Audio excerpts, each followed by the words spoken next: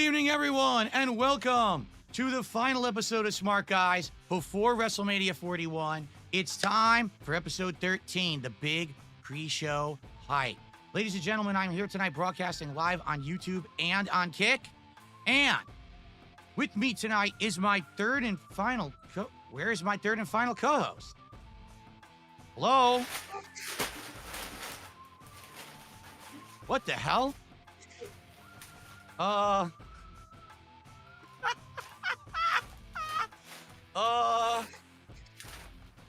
Hi.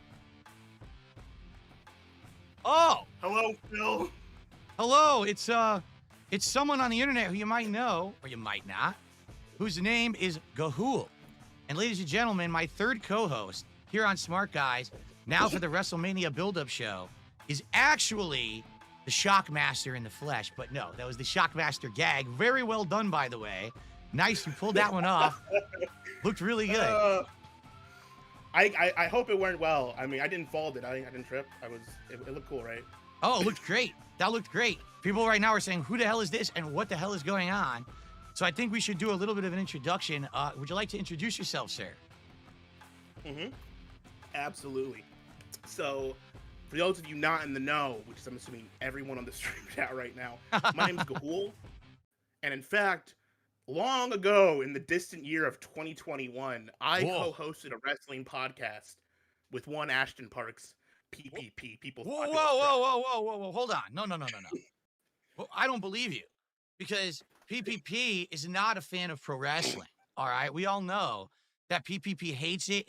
He's outright said on his show, only retarded people like pro wrestling. So there's absolutely no way that this guy would have possibly covered pro wrestling in the past or talked with anyone else about pro wrestling. He only did this show with me to make fun of me, and we all know this. He said this publicly. Yeah. So I don't believe you, man. I hope you've got a lot of receipts and dirt about this guy, because I don't think that right now it's a very convincible argument. Well, listen, man. If he wants to say only retards like wrestling, well, you know what? Then he's a retard. I'm a retard. We're all a big group of retards here, man. What can you say? I like wrestling. What do you mean he doesn't? We talked about wrestling it was literally over here. Our first interaction online really was a pretty heated debate about pro wrestling, and he had actual strong opinions about pro wrestling. And I'm assuming he still does to this day. He's just talking out his ass to get a rise out of people. But what can you do? But yeah, man, way back in the day, 2021, yes. We hosted a show called 5 Pounds of Gunt. It was me and PPP. It was on my channel, only 5 pounds. It was supposed to be 10 pounds of Gunt, like the 10 pounds of gold NWA title, right? But I actually am retarded a little bit stupid, frankly. What can you do? And I got the math wrong. I said 5, but it was 5 pounds of Gunt. Ran for a good couple episodes, ran for about a year. You know, we had a good time. It was fun. It was actually not bad. 2020. We had a good year run of it. We went to, that year's WrestleMania. We didn't go, but we covered that year's WrestleMania. We covered some stuff afterwards. Eventually, though, like all great things, all great internet shows, ended up in a blow up of drama where we just, it was live on air. The final episode of 5 Pounds of Gunt, which is on my channel right now. So this show, to be clear, this was just us having the big breakup. Was this a pre-recorded show that you just would upload after the fact? Was it live streamed? I'm just curious what the nature of the show was. Live. It was a live show. It was live streamed on YouTube. Oh, okay. That's cool. So you had an audience, and this all went down live in front of an actual audience. That's interesting. And so it wasn't pre-planned or anything, right? It just kind of happened out of nowhere. Yeah, we had about like 15 people, 20 people watched it. No one was really watching. It was mostly because it was on my channel. I don't have a very popular channel. It is what it is. Although I will say, I've got some big hits on there. Some You Don't Mess with the Zohan reviews, 500,000 views. What can you do? It's a good video. But so the final episode, which you can watch, if you go in the playlist, I believe it is. Let me pull this up. Yeah. And what is the name of your channel on YouTube so everyone can find it if they want to check it out? It's Gahoole. It's Gahoole. You might get the movie Guardians of Gahoole, but you're looking for Gahoole. If you look Gahoole like Incel or Gahoole TV channel, you'll get it there. But you're looking for 5 Pounds of Gunt season 2 episode 3. It's the final episode. Okay. About an hour in, we just fucking devolve and descend on each other, and he just starts ripping me a new one. I start ripping him a new one. And all of this centered around a contention point, which was PPP's e-girlfriend, frankly. or rather, Hold multiple. on. I'm not in on all this lingo. E-girlfriend. Are you saying that it was a girlfriend that he had that was solely online and he didn't spend time with? Are you saying that it actually wasn't even a real girl? It was like an avatar? Like, what does e-girlfriend actually mean? Yeah, so it's his online girlfriend. He actually had multiple online girlfriends, multiple at the same time. He was the PPP, the pup of a pimp, the pup of a pimp game, as he said. Um, so this whole blow up shit happened. We stopped doing the show because I got mad at this guy for hanging out with this girl named Snacks. And if you want more in-depth details, I made like a 2-hour documentary about this on my channel as well. It's called Conspiracy Theory. Great video, my magnum opus, really. Um, but So Snacks, essentially, this was a real person who went online by Snacks. This wasn't a catfish. This was actually a real no, person who a existed. real woman, a real woman who wanted to have e-sex with PPP, which is great for him. Yeah, if he more power to him. Frankly, I understand that, but reality is this e-girl. I did some research. I did a little digging because he kind of like sent her to try to embarrass me on my stream a couple of times. Sent her into my Discord to like make fun of me. Just being playful banner. But I'm While paranoid. you were doing the show, he was doing this, right? This wasn't after Yeah, the fact. This was while we were supposedly friends and doing the show. okay. So I did some digging into this girl. Turns out this Snacks e-girl, who by the way, he cheated on a previous Irish e-girl who I don't know that person's name, but he had a How do previous you cheat? e-girl. Wait. How do you cheat on an e-girl? It's not a real Well, relationship. How could you be cheating? I don't even what? I know. Well, he was e-dating this one girl, and then he started e-dating this other girl at the same time, and they would, take photos where he had them put their heads in the toilet. He would send them foot pics and ask for Oh, high heel photos and stuff. what? Really not very fun stuff. And they would send him they would draw him porn of him with Cyndaquil from Pokemon, which that's They would actually do that someone actually posted what? online. For real? Yeah, yeah, they posted a photo of that online. That was on. If you go to Kill Kino Casino stream with me a couple of weeks ago, which by the way, on that show I promised I wouldn't talk about PPP again, but I mean it's with Darkside Phil, man. I can't.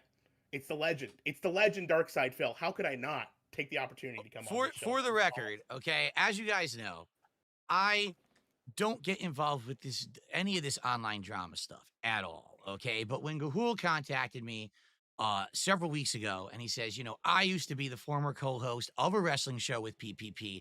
Our show also got into drama. We also basically had gotten to a big online tiff. And it would be perfect for me to come on because I'm a big fan of wrestling, but also I have all this history. I was like, I've got to take advantage of this. I got to get this guy on to talk both. Yeah, You know what I mean? So this we guy gotta is do the it. real deal. He knows his stuff. He's got the history. And I'm trying to get to the bottom of this because I've literally, just so you guys know, I have not spoken with him in any kind of detail whatsoever about any of the stuff we're about to talk about. Okay. Like, I don't know anything about it. This is him coming to me and being like, I'm the guy who was involved with him. I'm like, holy shit. This guy loves to go on his show. I'm talking about PPP going on Kino Casino, and he just likes to snipe and dump on everyone else on the internet, right? He's the one who's going to be the big guy who's going to talk shit, right? The king shit. Well, coming to find out, the king shit has a lot of skeletons in his closet that no one seems to talk about. The And king now shit people are like coming heads in out to toilets. talk about them. He loves when the ladies put the heads in the toilets, folks. What can you say? That's what he likes. What does that even um, mean? Heads in the he, so he would actually tell them to put their heads in a toilet and send a picture? yes. What? That's I what got him off, man. And listen, it's a bit gross, and obviously, we're joshing here a little bit, but no, that was a serious photo that they sent. Um, but I mean, here's the deal. At the end of the day, what was going on? If he wants to do this with his e-girlfriend, it's whatever. But at the time, and then maybe I was a little bit overzealous with this, I was a very much heavy no e-girl kind of guy. I'm like, e-girls are a really bad influence on you. I felt bad for my friends. Like, listen, man, I could tell. And we had some arguments back and forth. He chat talked me with his friend Godwinson. They talk shit about my family, right? Which, in that sector of the world, it was fair game. But I got a little bit heated. I got mad. And I said, you know what? You want to talk shit about me? Well, I got some crazy shit about you, man. So I'm going to make a video about you. About this e-girl. I said, I'm not going to make a video about PvP. I'm going to make a video about this e-girl. And he knew about this, and he's like, we knew this before this stream. We knew about this. I told him like months ago that I was okay. going to do this. And then on this 5 pounds of gun, he starts confronting me like, "Oh, you're gonna try and burn me with this stuff." It's like, well, listen, man, you're associating with this e-girl, and if it's one thing with a weird e-girl, but this shit was not good. And I'm gonna go into some detail here because what I'm about to say is like serious allegation shit. And I don't want to come up with no receipts because I do actually have multiple witnesses, Wow. multiple like people who have come forward about this after the fact to talk about this shit. Where this e-girl Snacks, who, mind you, if you're a guy in PP's position, put yourself in this position, right? If an e-girl showed up and said, "I want to date you, man," handed herself to you on a silver platter, it'd be hard to say no. You probably wouldn't look into her backstory, which I understand. But it wasn't that. He actually had multiple e-girl options. At least one. He chose this e-girl over another e-girl, right? So hold on, because I want to be sure I'm understanding the whole situation before we get into the specifics of this Snacks girl. So PPP at this time, because we're talking, this is 2021. Okay, this is long before Kino Casino, correct? This is like you and him just doing a small time wrestling show together. And yeah, this last episode was just after he got kicked out of his house with his friend who used to live with his friend named Surfer. Now I don't know if he's talked to you about Surfer. And no, I know nothing about this. So he got kicked out of his own house. No, I don't know. No, I am a newcomer to all the lore. I don't involve myself with this stuff online. So he was a nobody, basically, is what you're saying. He wasn't any big shit. He didn't have a popular show or anything. I would disagree. He had a decent following on his show. He had, This Week in Nectar with him and Leo Pirate.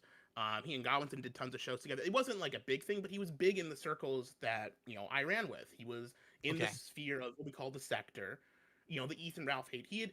Previous to this, he had done a big drama with Dick Masterson calling out New Project 2, and he did a bunch of other stuff with this guy named Chaggett, who was one of Baked Alaska's follower guys. One thing I want to call out here, because you're dropping names, isn't it funny? It seems like everyone who this guy associates with, he has a big falling out with, and ends up basically trying to dump on at a later date. You just named Ethan Ralph, you named Dick Masterson, obviously, me, everyone who he does stuff with, there's some drama, and the next thing you know, he just takes it upon himself later on to like turn on this guy or whoever it is. I mean, it just seems like a running pattern. Yes, it is absolutely a running pattern. Well, I mean, the key one is his friend Surfer, who is not obviously friends with him before, but he was living in Surfer's house without paying rent, right? That's where he lived, was in Surfer's couch without paying rent, and Surfer was his best friend for years. They went to the same church together, they worked together. Surfer was like his real life friend, right? And they had a very public falling out where Surfer called the cops on him because PvP was like physically assaulting him, which I don't want to talk or speak for Surfer or PPP involved with that because I wasn't there, but they had a real actual end altercation of shit. Yeah, and that was a real friendship that was destroyed by internet bullshit, primarily because of how Surfer interacted with these e-girls. I think that's my speculation, and Surfer kind of confirmed it to me when I've spoken to him. That their main reason for the blow up was partially because Surfer was interrupting him on the streams because, frankly, Surfer's a very entertaining person, and they had a great duo dichotomy where they would banter back and forth. Where PPP talked more it's kind of it's a good comparison. PPP was Michael Cole and Surfer was like Jerry the King Lawler, where PPP was the play-by-play, the talk normal stuff, and then Surfer would come in with the crazy shit every now. That makes sense to me because PPP, when we rebooted Smart Guys, he was the one who started doing the actual, here's the results, and he would read off the match and what happened, and then I would be like the color commentary on top of it. So yeah, I kind of get that he could take the helm and run the show and do the actual details of the show while the other guy's the kind of the personality chiming in color. Got it. Okay. So they had their big blowing up, and that was a couple months later than we do our last 5 pounds of gun show, basically. And the whole crux of this is, I don't like Snacks. I'm friends with Surfer too, so I was kind of pissed that you can see both sides who instigated that thing, but I was pissed that they allowed that shit to blow up the way they did. I was pissed at him. The thing that I don't get is this is an e-girlfriend, right? So she's not around physically with this guy or anything. How is she interjecting herself into these relationships, like with Surfer, and why is there even involvement? You would think that if you had a relationship, you would want to keep that separate from everything else you're doing, keep it out of drama and everything. But it seems like that's the opposite. That somehow because he had this e-girl Snacks, that it somehow permeated into everything else. That's kind of what I don't get. Like, how did everyone Well, else get involved in it? when you spend 6 hours a day on a Discord call with these e-girls, you know, I mean, that's when you're what you're primarily doing when you're not streaming or whatever the fuck you're doing. That's like he would basically hop off the streams and get on with these e-girls, from Huh. my understanding. Um, and obviously he lives in Surfer's living room, basically on his couch. He doesn't have a private. So it's space, kind of hard to exactly. There's no privacy there. Okay, I gotcha. That makes sense. But Okay. so and all this being said, it's like why at first I was like, I shouldn't dog on this guy for having an e-girl. I disdain it because it's not this specific e-girl was like, it's just one of these like scummy like people who float around these like discords. So you can just tell is like no good. Like literally, and I will say this, I talked to some of the people she's with before, and I'll get into that later, but literally we're talking like the Discord server bicycle, if that makes sense. Like, she'd been like, trying to have e-sex, and literally guys, you have guys flown out to her from these Discord calls to have sex with her at her home, which is it's like What? just This whole thing blows my mind because, I'm 43 years old. And when I was growing up, the online stuff didn't even exist. It was all in person trying to meet people or whatever. And yes, obviously I've met, people online. My wife I met online. And but even then, like having a long distance relationship where you just talk on a chat or a server all day, it's just not, to me, that's not like a real relationship. And so once I had basically been dating my wife for several months, I was like, I want her to move in with me. I want to start having a real relationship with this woman. I just don't get the whole thing. Sitting on a server talking for 6 hours straight all day.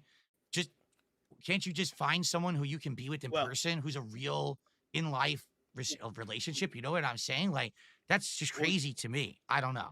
and I don't want to throw stones in glass houses. I'm a very fat guy. I'm not skinny, but PvP is a death fact, right? His only option is an e relationship because he can't physically. Right now, he can't Wow. physically leave the house.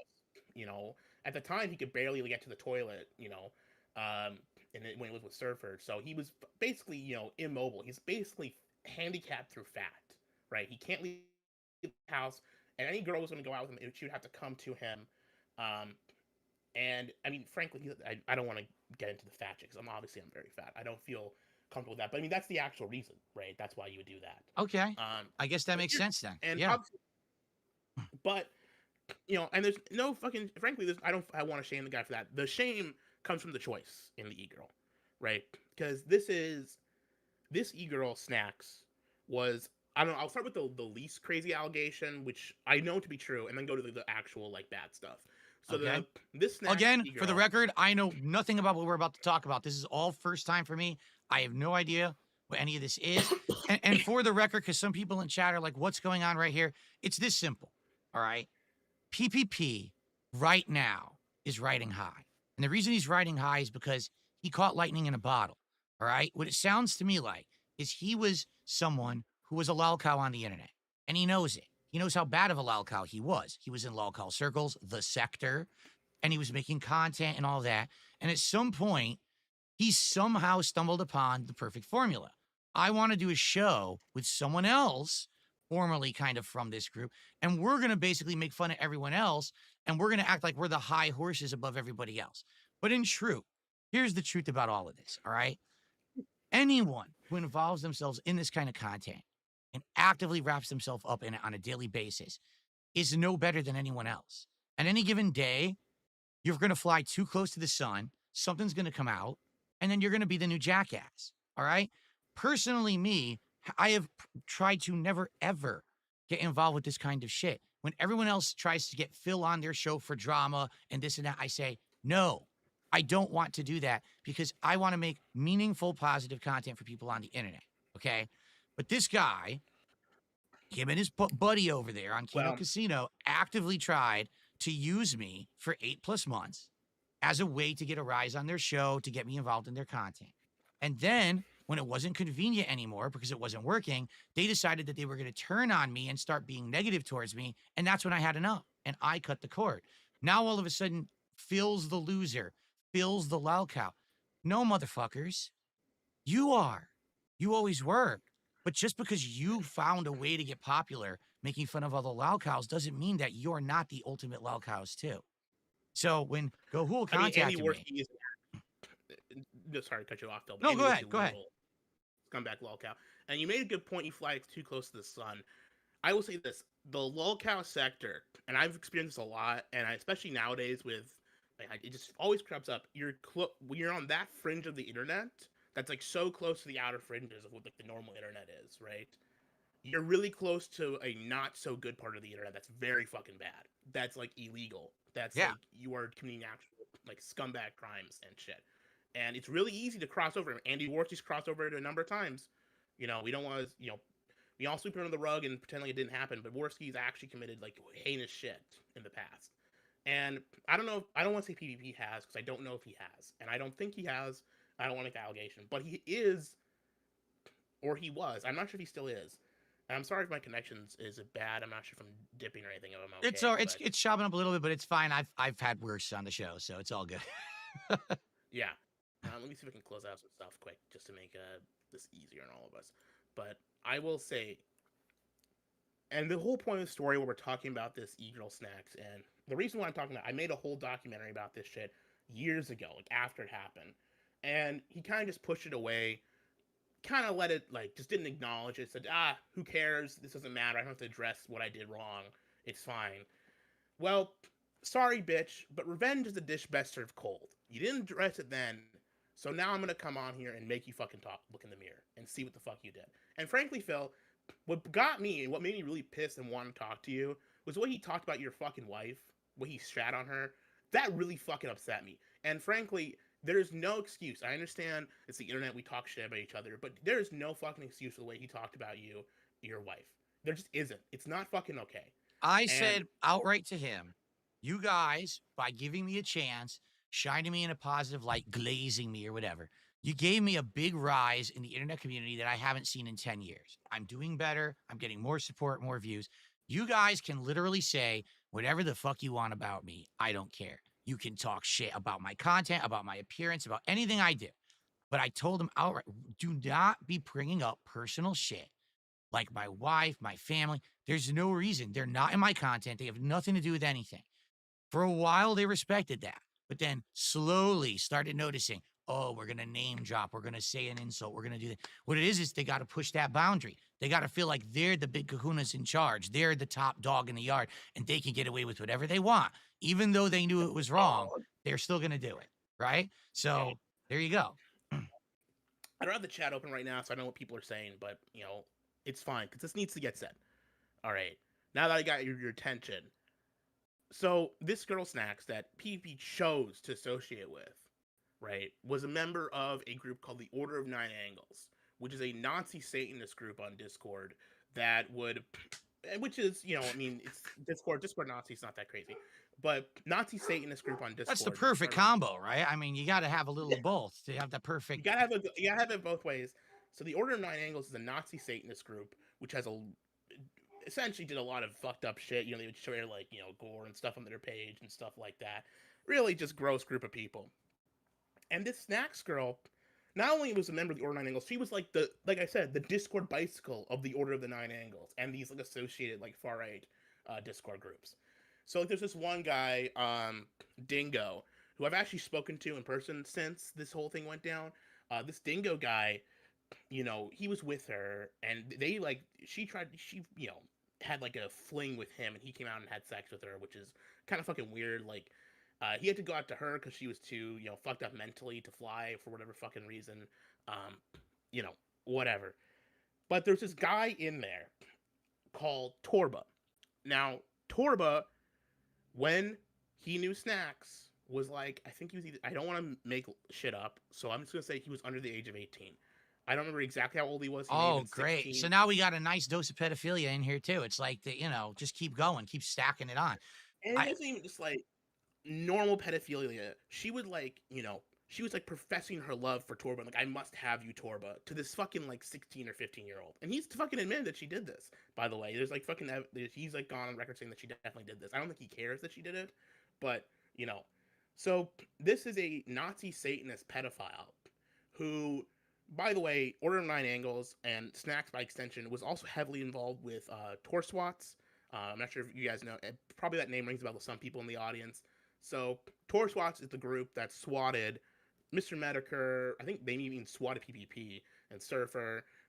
So Tons now we're of fucking committing internet another. That's a crime too. On top of that, swatting is a crime, and I don't know if I don't want to slander say Snacks was committed swatting, but she was in like the same group of people. She the same definitely was with groups who were at least involved in doing it. Gotcha. How with at Torch. this Yeah. point? So we're talking. This is 2021. How old is this person? Snacks or PPP Snacks. or Snacks. Shit. I think she was in her mid-20s. I don't have that. I don't have that right in front of Oh me, but my she's in her mid-20s. god. So This is just so you know, so crazy. Everyone gives me shit. Listen, when I was in my 20s, I was a troll. I said this to everyone publicly. I was an asshole. Okay, I was involved in the competitive Street Fighter community. I was known as the biggest shit talker. I would literally say, "I'm gonna come fuck you up at the tournament. I'm gonna kick your ass. I'm gonna do this. I'm gonna do that." I look back on it now, and I regret it because I'm in my 40s, and I'm like, man, instead of that, I could have been someone more positive, someone trying to do constructive things for the Street Fighter community. Instead, I look back, I'm like, wow, what an immature asshole I was, right? Now, I guess the new thing is when you're in your 20s, you got to be involved with as many fringe, insanely socially reprehensible criminal circles as you can online. Spend all your time online and chats doing fucked up stuff. Like, to me, it's just like crazy. It's like a culture shock to hear this because I'm so far removed from that. I'm not so far removed. Like, my parents are so far removed from it. They don't even know what shit on the internet is. Okay. They don't even get the internet. They're a different generation. I'm the generation that grew up with it, but I was never involved in any of this crazy shit. Now I hear like the whole new generation. This is how everyone grew up. Everyone's online doing this online shit, crazy fringe shit. Like, oh my God. Like, it's a weird, like second society online of people doing this stuff. E-girlfriend just blows my mind. Like, she was an e-girlfriend to multiple people. Like, the Nazi what? Satanist pedophile e-girl that you cheat on your other girlfriend to keep dating. For all I know, actually, they're still dating. By the way, I don't know if they've broken up. I never heard that they broke up. I've talked to a lot of people who were in PvP's inner circle, like Perspic. And by the way, shout out to Perspic. I'm sure he's fucking thrilled that I'm talking about him on your stream. He's probably gonna come in his pants hearing that. No offense, but Perspic or fucking Brian Dunn, they never told me that they broke up as far as I know. Maybe they did, but I mean, frankly, like this shit, when I heard it, I was like, what the fuck, man? You gotta stop this shit. Like, this is not okay. But also shout out to SMG, so Mexican guy, also not one of the PP inner circles, but one of the OGs, But back in the day, you would think, man, once you knew about this shit, you would fucking you should do some background checks, right, or anything. But this woman literally sent him boxes and boxes of candy. I have the theory that she was like a death fetishist, that she would send him boxes and boxes of candy and cookies and shit to get him fatter and fatter. Right, maybe. Terrible artist, by the way. She drew him and Pokemon Cyndaquil naked together for some reason, for who fucking knows what. And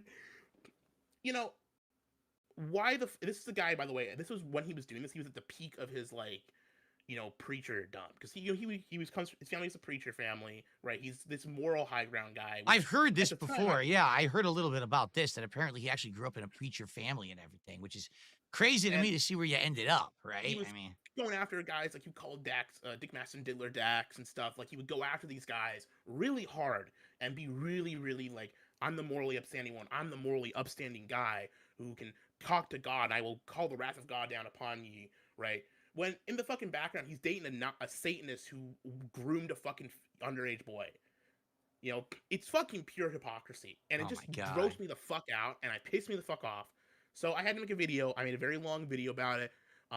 Everyone at the time was really pissed at him. They want him to address it, and he just never did. And this was about a couple months before Kino Casino started, right? Okay. So he basically just non-addressed it, didn't talk about it, and then just let one of his capo circle of e-boys, because he just surrounds himself, by the way, with a bunch of gay guys online, which no offense against gay guys, but he exclusively surrounded himself with these gay orbiters like Perspic or the Squire, right?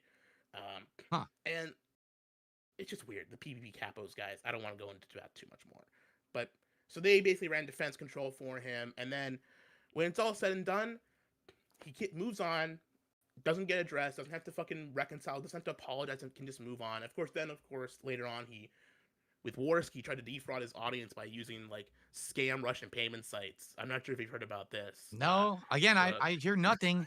But when I started getting involved with Kino Casino, all right, like the first week, I had people coming out of the woodwork who I don't know, people who actually hated me, said, "No, you're doing the wrong thing. You don't understand. Those guys are into some fucked up shit. They've got bad yeah, history, bad track record.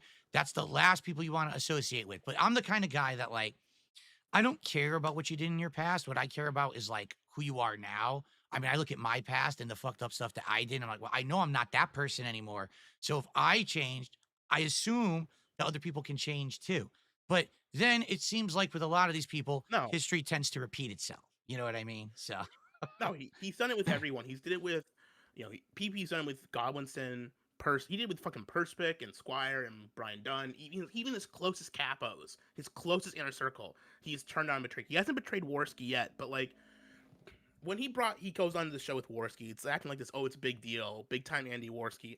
Andy Worski before PvP was streaming to was like one of the lowest viewed, no one gives a shit streamers. Andy Worski coasted off of PvP success to make it big, basically, huh. right? And he Okay. provided him with the equipment and the money to make it happen. But like before fucking PvP, he was streaming with a guy like Kyler, doing Twisted Minds to like nobody. No one gives a shit about him. And frankly, in a year or two, when PvP and Worski have their big blow up, which will inevitably happen, as we all know, it's a circle of life. What's going to happen? PvP is going to get dumped by Worski. Worski's going to move on to a new show or new co-host, and PvP will just become another of the long line of previous Andy Worski co-hosts up there with JF and Anal Vape. Right? That's the people. That's who he is. It's a nobody. And frankly, I thought PvP was better than that. I thought he had a chance to make something better of himself, or at least get offline and do something real with his fucking life, which he just hasn't done. And he is, because I consider Kino Casino to be his death sentence. He has success, moderate success online. I mean, if you compare him to actual live streamers, like real ones, it's fucking nothing. They get a couple thousand views. They get some money, whether it's botted or not.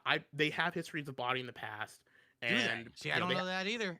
People tell me this after the fact. I hear all this shit so far after the fact. But yeah, I heard all kinds of stuff about that they've got botters, they've got people who go in there and throw them stuff, but they know it's going to happen, like it's pre-planned shit and everything. So I don't know. Yeah. Who knows? So people say that about me too. To be fair, people say that shit about me all the time too, and it's never been true. So who knows? I mean, it's possible, but you can't really take someone to task but for legit, they have done botting. They just have. And I mean, when they first got kicked out of YouTube, they started using like really sketchy payment sites, like ones that like Russian shit, where like they would steal your credit card number and stuff afterwards. Jesus. And they said, please use this power chat, whatever the fucking was called, to give us money, because they can't deal with being banned from they can't lose their money income for even a week. But the reality is, this is his fucking death sentence. He's achieved mild success, not enough to actually like lift him up to like be like set for life, but enough to keep him like comfortable and fat for like a couple years. And when it all comes down to it, the Uber Eats ordering, the fucking nonstop, like no movement, no need to have activity, shoving his face full of food, he's going to be dead within a decade. Like the health problems he's gonna have, he's gonna be fucking dead. And it's because Andy Worski's making him do Kino Casino. If he wasn't doing that, if he's actually starving out in the cold, he'd be forced to go get a fucking real job. Which some people say that about you, but to be fair, you actually spend 8 hours a day streaming, usually multiple days a week. He doesn't. So, frankly, this is what I said to people, because they say things like, "Well, we're upset because Kino Casino's not streaming today," and I say, "Well, the reason the Kino Casino doesn't have to work hard is because when they turn on the stream, a bunch of morons throw them literally thousands of dollars the moment they turn the stream on. So now they're like, oh, now we don't have to work this week." You know what I mean? Like, if people were smart, you would be like, I want more of them. Let's make them earn the paycheck before we open our wallets and dump everything on their heads.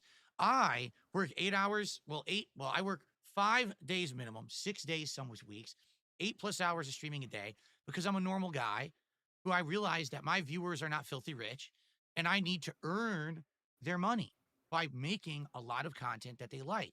These guys literally just dump on people on their streams.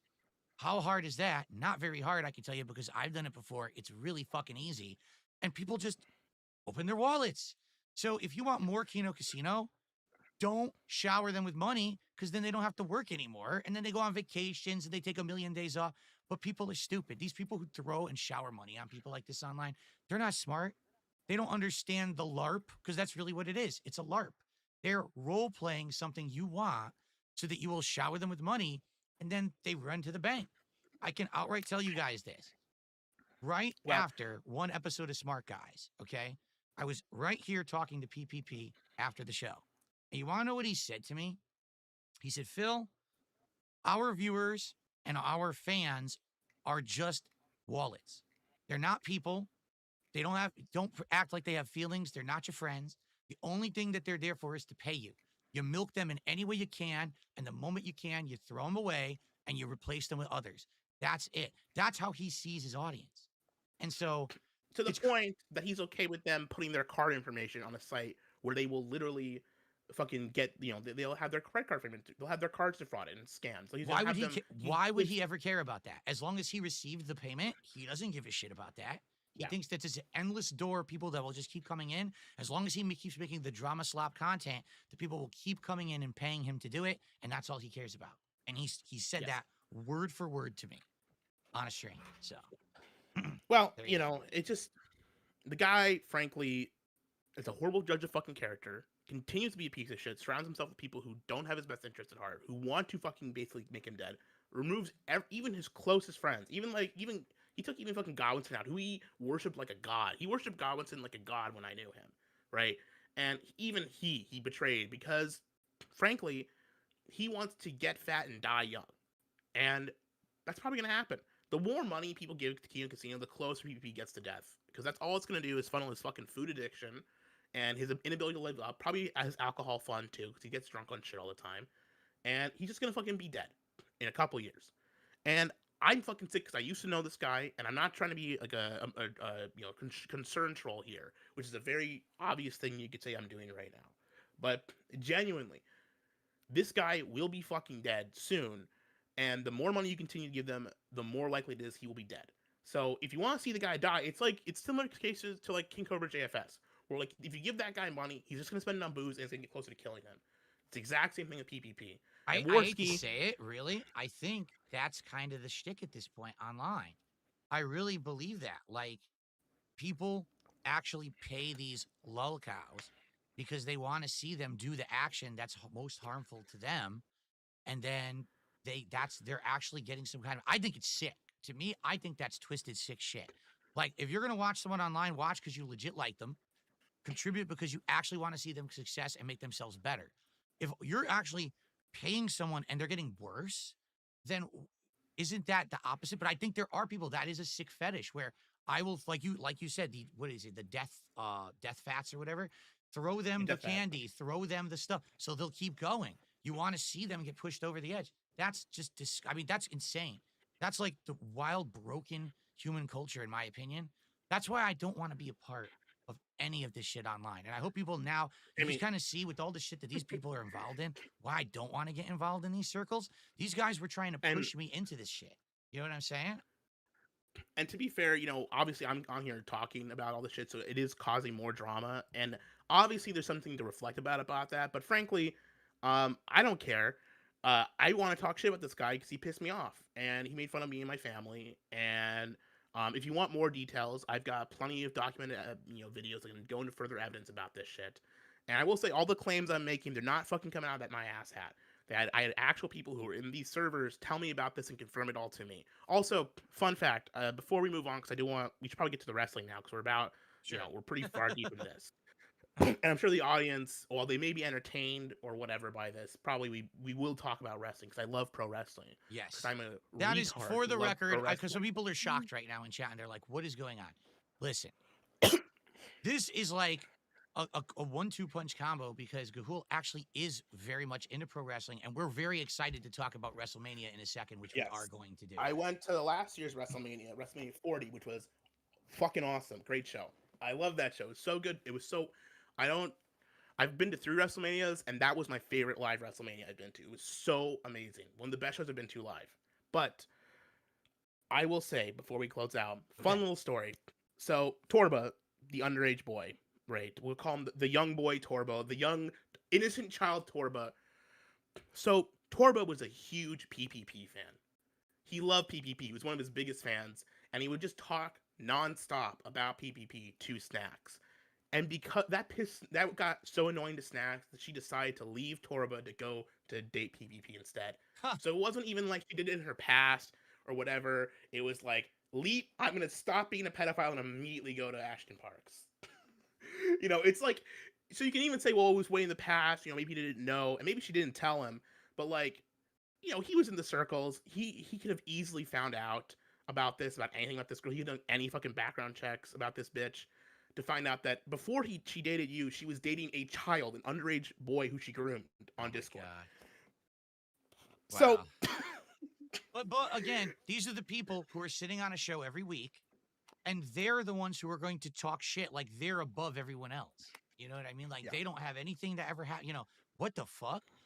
And why would anyone want to watch that kind of crap, knowing who these people are, their past? Because I knew nothing about them whatsoever when I got involved with them.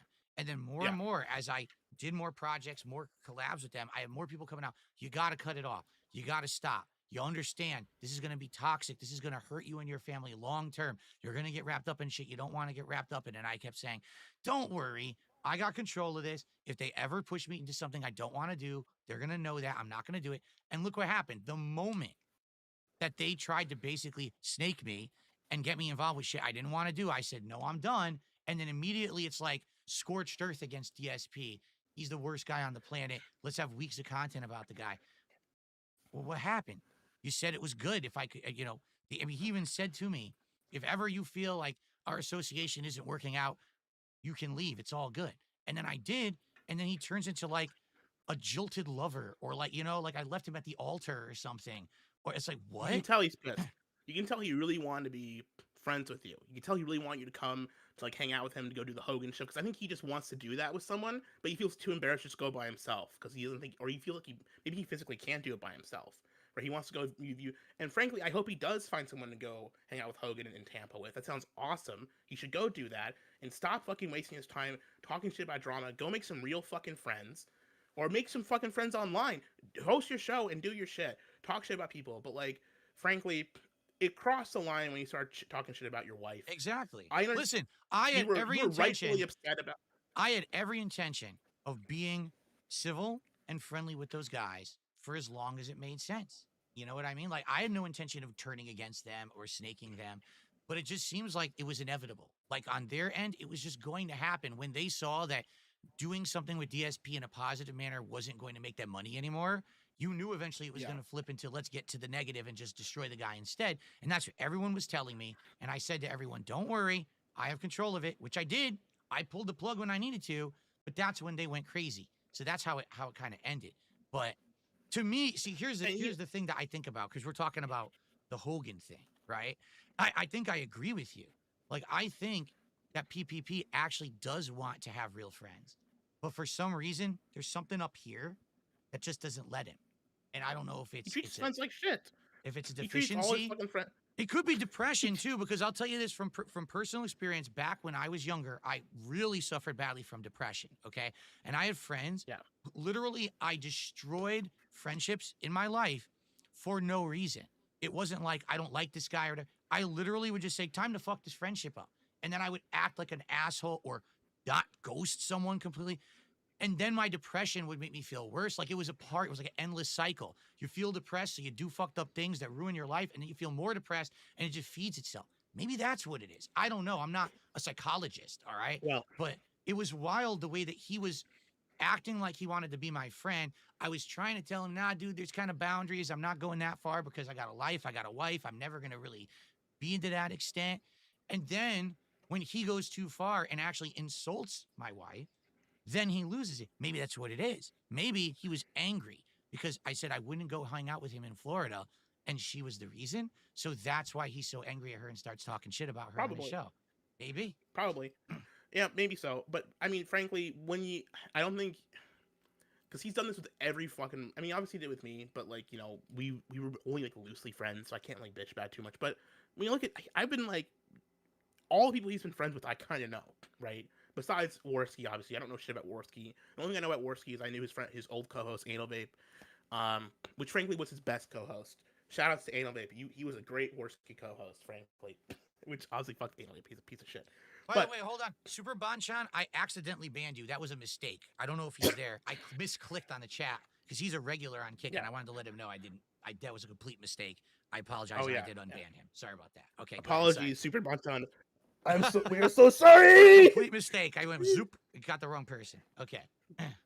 But no, every friend group he's been a part of, he's burned or destroyed. Leo Pirate, Perspec, Godwinson, me, Surfer, even his real life friends. He's burned everything. And maybe he has new friends now, and great. I hope he sticks with it and does something with it.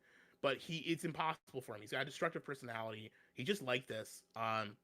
And you know what? And you could say we're talking shit about him and how, oh, we're so pathetic for talking shit about the guy. Frankly, you talk shit about Phil's wife, I think that gives Phil carte blanche to say whatever the fuck he wants back to you. He can be as mad, he can be as angry as he wants, and rightfully fucking so, because you don't insult a man's fucking wife. It's not okay. It's not fucking okay. It's just simply not good, especially if you're even somewhat friendly with the guy. Especially someone who doesn't consider the wife even online, doesn't post about her shit. I understand people talk shit about, like, you know, Ralph's wives in the past, right? And I've even done that myself in the past, but they've put themselves in line in the content. If Kat was on stream with you every day, right, and he was talking shit about her that way, that'd be a very different thing than talking shit about someone that doesn't even show up on camera. It's not fucking okay. That's right. And I think you were perfectly within your rights to take a full fucking hour out of this show and just dump on the guy. And I will be happy to do it for you again if you want, but that's basically all I got. I don't have any more dirt. That's what I got. Here's the truth. The truth is, this actually would have been more pertinent if it had been like a month ago, right after the whole thing happened with Kino Casino. It took a while to get around getting certain guests on and everything and scheduling. It was supposed to be last week, and that didn't work. What are you gonna do, right? The truth is, because people are like, well, does this mean, Phil, that now you're getting into internet drama and this is no, what we just did here, I'm done. You know what I mean? Like, I'm already, if anything, what you can easily see is that I don't need those guys. In the month now that I said I'm done with them, I have been consistently successful, reaching my goals. I'm freaking raising funding goals, playing old school Japanese RPGs. You know what I mean? I don't even need to have a lot of people on a stream. I'm still successful. Things are good right now for me. I just got made Kick partner yesterday, and now I'm getting paid to stream on Kick. So I don't care about those guys. I don't need to sit and talk about them constantly at all. You know they're going to talk about this. They're going to watch this hour on their show, and they're going to analyze it, and they're going to say, yeah, well, DSP is this, and Gahoole is this, and they don't know. Who cares? I'm not going to respond. I have nothing to do with them anymore. I'm done. I'm above it. I keep telling everyone, I'm above their drama bullshit. That's why when I was on their show, and they're like, oh, let's talk about Ethan Ralph or whatever, I'd be bored. I'd be bored to fucking tears. Like, this is stupid. This isn't interesting to anyone with 4 brain cells in their fucking head. It's only people who are so lifeless, so negative, nothing to talk about. Those are the people who want to focus on that shit on the internet. I got my own life, my own positive shit I have to work on. I don't have time to shit on others constantly because I'm too busy. Yeah. I will say this, Phil. So I do a lot of drama content, but it's not my exclusive stuff. I talk about video games and stuff too, and I run a movie discussion board. But I will say this. Sometimes the drama drags you into it. Even if you don't want to talk about drama, sometimes people talk shit about you, and you can't just sit there and let them punch you in the face. You have to punch back, right? So maybe you don't want to keep swinging. Maybe you don't want to keep fighting. Maybe you don't want to be a boxer, right? But sometimes when someone punches you in the face, you have to fucking punch him back, and it's okay to just fucking, which is what we're doing here. We're just going to dunk on him quick, make him sting a little. And you know what? PP will probably call me some nasty shit. I guarantee you he's going to say some ugly shit about me or make up some fucking bullshit. And I'll say this. There's nothing that he can say about me that he himself isn't 10 times over. That's a fact. And I'll end it to say this. This will be my final say on the subject. All right? PPP can sit there on his pile of money that he gets from mentally deficient people who open their wallets to him every single night. All right? Good for him. But at the end of the day, he's going to be the sad guy sitting trying to talk to someone at 4 or 5 in the morning to get them to fly out to see Hulk Hogan with him at his bar because he's never going to have real friends and he's never going to have a real relationship and he's never going to have a real life for himself and he's never going to be happy if he continues down the path that he's going down. It's that simple. It doesn't matter how rich you are or how popular you are, how many views you have on a stream. That's not a measure of success in life. Maybe it's a measure of success in the drama sphere. But you are a fucking lonely loser, and you're always going to be unless you change yourself. You have an opportunity, but you got to make that change. I was willing to be friends with the guy, you know, to a certain extent. And when I basically created boundaries and said, dude, let's enough of that, he lost his mind. Well, sorry, dude. You know, I can't stop you from whatever's mentally deficient up here, but I'm positive. I've got a life. I've got a wife. I got shit to do, and it doesn't involve you. Good luck with your future endeavors. You got released from Smark, guys. Yeah, that's the thing. And when Andy Worski releases you like he released Anal Vape in the past, it's gonna be the same thing. You're gonna get dumped too. It's inevitable. You can't help. It's gonna happen. So, and frankly, I will be there laughing when it does. Right. Well, that's it. Let's move on, right? Let's be positive now. Enough of this nonsense. Enough of this bullshit. We've got a good chunk now left of the show to actually talk about pro wrestling, which is what we're all here for. So thanks to everyone who got through that first segment. And we got a few shout outs to do, not a lot, because I knew there wouldn't be, because half the people here have no idea what the hell just happened, but it's all good because now we can actually do a wrestling show, which is the purpose of the show. Yeah. We got a couple gifted subs. There was a No Kino entry and the SJB97. We each gifted a sub over on Kick, and I appreciate that. It was actually No Kino entry did the first one, so I'm going to get him up there on the leaderboard. And we got a $5 tip here. Actually, this tip had come in early.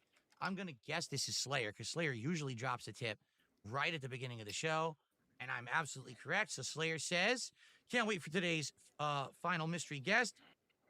I cannot wait for WrestleMania and NXT Stand and Deliver this weekend. My friend is actually in Las Vegas currently for WrestleMania. He's already met guys like Randy Orton, Drew McIntyre, and Mark Henry. That's cool. You know, WrestleMania weekend is so jam-packed full of stuff to do. And I know because I was in the New York, New Jersey area for WrestleMania. Geez, what was it? I don't even know. It was like 19 or whatever. And you know, attending WrestleMania, there was so many shows. I went to see Ring of Honor, which was amazing. And then we went and did the whole developmental stuff. I think it was like NXT at that time. It was like off TV, but we were able to watch like guys like Eric Rowan have a developmental match and stuff like that. There is so much content. You could go get autographs. There's a million things to do. So I'm glad to hear your friends made it. And I hope they have a good time there at WrestleMania. So now, guys, we're going to get into wrestling content. The way it works is very simple. If you contribute, I'm going to give you a shout out. Please be a little patient because when you contribute to the show, I'm going to shout it out when we have like a break between we're talking about matches or whatever. The format tonight's a little different. Instead of going play by play through all of these shows that have gone down over the last 2 weeks, which I haven't commented on, we're going to go through each night of WrestleMania 41 and basically say, okay, here's a match. Here's what led up to it. Here's our thoughts on that match. What do we think will happen? Will it be a good one? You know, is there any substance there? And in a lot of cases, some of these matches have been, you know, built up for so long. And in other cases, matches just got slapped together at the last minute. So it's going to be interesting to see kind of that comparison and that contrasting. Tonight, if we hit $100 to support on the stream, I will open one of the Topps Chrome packs of cards here. And I have 7 left. And these are the last 7 I will ever have, because the price of these has gone so exponentially up, it's ridiculous. This pack costs $70 to buy. So I'm not going to continuously drop $70 for a few collectible cards, but I've got the setup ready to go. If we happen to hit $100, I can go right ahead and do that live on stream. And whoops, and then I'll hit the wrong button and we'll do the podcast intro, apparently. But so that's ready to go at a moment's notice here. And that's it. So I think it's time to start talking wrestling. What do you guys think? I hope so. Let's get some support tonight, please, guys. The goal is 150, as always. It would be great if we could hit that by the end of the night. All right.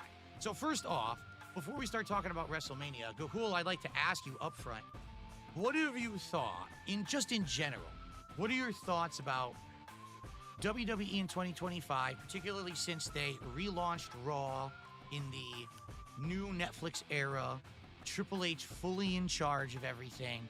Do you think it's been good in general? Just what's your vibe of the last, say, 3 months of WWE? So I would say, I mean, I thought WWE was on a really good streak, actually up almost until the Netflix takeover. I think there's been some rocky steps here and there. It's definitely not been perfect. I think this WrestleMania build has been, I wouldn't say bad. I'll say it's been a bad WrestleMania build. I think a lot of the matches on paper could be good, and historically, one one thing you could say, because I've been to a couple WrestleManias, and two actually. I've been to three. I've been to New Orleans, New York, and so that was 34, 35, and then 40 recently. And usually, when a WrestleMania build is bad, the actual show is good. Usually, if the WrestleMania build is really good, then the show actually usually underdelivers. It's disappointing, historically at least. But that was back in the Vince era. Obviously, last year's was an anomaly. The build was amazing, and the show was amazing. Right. This year, I would say the build across the board, with the exception of a couple matches, and even then, I've got some issues with some of the build, like the big matches. The build has been, I would say, rushed and kind of lackluster, partially because of the whole trip to Europe post Elimination Chamber, and the whole, people not being on certain shows, like Roman Reigns barely being there. It's been iffy. I would say it's been objectively, it's been a bad WrestleMania build, but I'm still excited for the show. I think the show is going to be really good. If you look at the actual matches on paper, there's a lot of good in-ring quality matches that'll happen this weekend, and obviously the presentation of the show is going to be insane. If they're in Las Vegas, they're in this like brand new Allegiant Stadium. They're gonna have a lot of celebrities. They're gonna have hip hop artists. How exciting! I can't wait. Everyone knows my opinion on the current soundtracks of both Raw and SmackDown, so I'm sure can't wait to see who they've got there. Hopefully some live Travis performances. Scott. I hope there's some live performance. I love those when they have those guys perform live. I mean, you're gonna have living color do Cult of Personality live at WrestleMania, which obviously you're gonna have to. That's gonna be awesome. That's awesome. Second time, yeah, that'll be cool. And it's gonna be a good presentation. It's gonna be a fun show. What's gonna happen after will be interesting, and how they keep going after will be interesting. I think that their press run this week, I'm not sure. I mean, obviously everyone's on the online insular bubble, but the press they've done this week's been really bad. I don't feel like anyone's talking about WrestleMania. People are talking more about AEW than they are about WrestleMania, which is weird. It's like they're talking more shit about Tony Khan than they are, it's John Cena versus Cody Rhodes and John Cena's last WrestleMania match. That should be the focus. That is the key match for both nights. It's the number one match I think you can put on right now, and that's the key focus of the whole shows. But it's weird. It's weird because what you're saying is dead on. For example, what's happened here with the Cody Rhodes and Cena angle is that it came together very quickly after Elimination Chamber. They rushed 1 month to get it hype, and then they knew John Cena wasn't going to be on the show for 2 weeks. So now it's just fizzled out because there's no real hype behind, people want to see the match, but you got to keep it going. Every week, you got to keep it rolling. You got to get that build up right to the last minute. And instead there's a 2-week gap. So now what's happened is everyone's turned their attention to other things. And you're right. I'm not even kidding you, until you just said, this is John Cena's last WrestleMania match. I forgot that's his last WrestleMania match.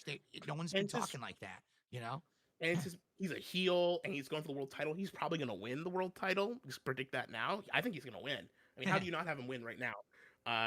It should be a really big deal, but they're not. And I will say, do you want to just talk about that match now? Because it's the main, and we can talk about the details. I wouldn't mind. Or do you want to talk about that last? It's up to you. that is, at least when you look at how they've listed the cards, supposedly they've listed that to be the actual main event of night 2, the final piece of WrestleMania. I would be shocked if it's not. You know what I mean? Like, if they somehow do some weird ordering and it's not the main event of WrestleMania on night 2, I would be like, what the hell were they thinking? What else would it be? Like a Travis Scott concert? Like, what else are they going to put on last? Like, it's got to be the John Cena Cody Rhodes match. That has to be the last thing. Oh, if you want, we can go first. You want to? We'll talk about it first, then get out of the way since we're already discussing it. Sure, why not? So, when it comes to this match, okay, I think the build-up was interesting because until Elimination Chamber, we had no clue what John Cena was going to be doing at WrestleMania. We knew he was going to be doing something, and since it's his last WrestleMania match, it has to be kind of momentous. But everyone was kind of, what's the path for Cena? You have people with their big conspiracy boards writing, what's the path for Cena? Where will he, and then he wins the chamber, turns heel, big hype, right? Everyone's so excited that now he's turned heel finally after all of this. All these years, everyone wanted to see him finally just stop being the stupid Super Cena goody two-shoes character. And I think there was a good 3-4 weeks of great buildup. He started off, oh, I just don't like the fans. You guys never really supported me. You always, booed me, even though I was working my all, giving my all, everything I did. Then it changed to, oh, actually, I think Cody Rhodes is a guy who stole my character. He's a modern Cena, but he's not as good as me, so he doesn't deserve it. I liked all of that. I really did. But to me, I don't feel as excited as I was 2 weeks ago, because when the guy who's in the match isn't on your show, he's off doing other shit for 2 weeks. It just kills all the hype. And I don't know how WWE doesn't understand. You have to secure the guy for him. If he's going to be your main event of your event, he has to fucking be on your product every single week. I think that's what's happened is the train got derailed when he couldn't be there the last 2 weeks. Like that last segment they just did with Cody Rhodes, and he was in front of all the championship belts. And he's showing the Bruno Sammartino belt and the Raw spinner belt and all. Look at the legacy of what this belt has meant. And if John Cena wins, he's going to throw the belt out and he's going to crap on all this legacy. That's all well and good. But Cena needs to be there to dispute it or to get back in his face or to disrespect those belts. And he's not there. And it was boring. I need Cena there. At least that's my take. If you're going to have this be your main event, and this is going to be truly era versus era, the old kind of ultimate face. John Cena was the new Hogan. Well, now Cody Rhodes is the new Cena. So it's kind of like the guy to surpass the last one on the rung. That's great, but you need to have the person there. So that's my take. I am excited for the match. I think it'll be a good match. Will Cena win? I kind of feel like he needs to, because if Cena doesn't win, then what the hell does he do for the rest of the year? This is his final year, and there's no story. He's not going to keep chasing. They're not, you know what I mean? There's something else would have to happen. He's a heel. Maybe they throw him against a bunch of other people. He's never wrestled as a heel before. But I think you're right. I think he's going to win. And then the rest of the year is going to be people chasing him to be the one to take down the villain Cena because he seems unstoppable. But then the question is, what's he just going to do? Drop it at like the Rumble and then he's gone with the company and he doesn't go back to WrestleMania? It's just kind of a weird situation saying it's his last year. And we have this weird time ticker clock in the background, ticking down. There's like a big hourglass in the background. The sand's running down. Because it makes it limited with what you can do with the guy. So anyway, that's my take. Yeah. So what do you think? So here's what I think. I think that the build, I know I didn't like the first two Cena promos where he's talking shit about the fans. The fans, right. I think that's okay, but it's like after like you look at, and frankly, where's The Rock? He's the one who made Cena turn heel. Why is he not here to further the story?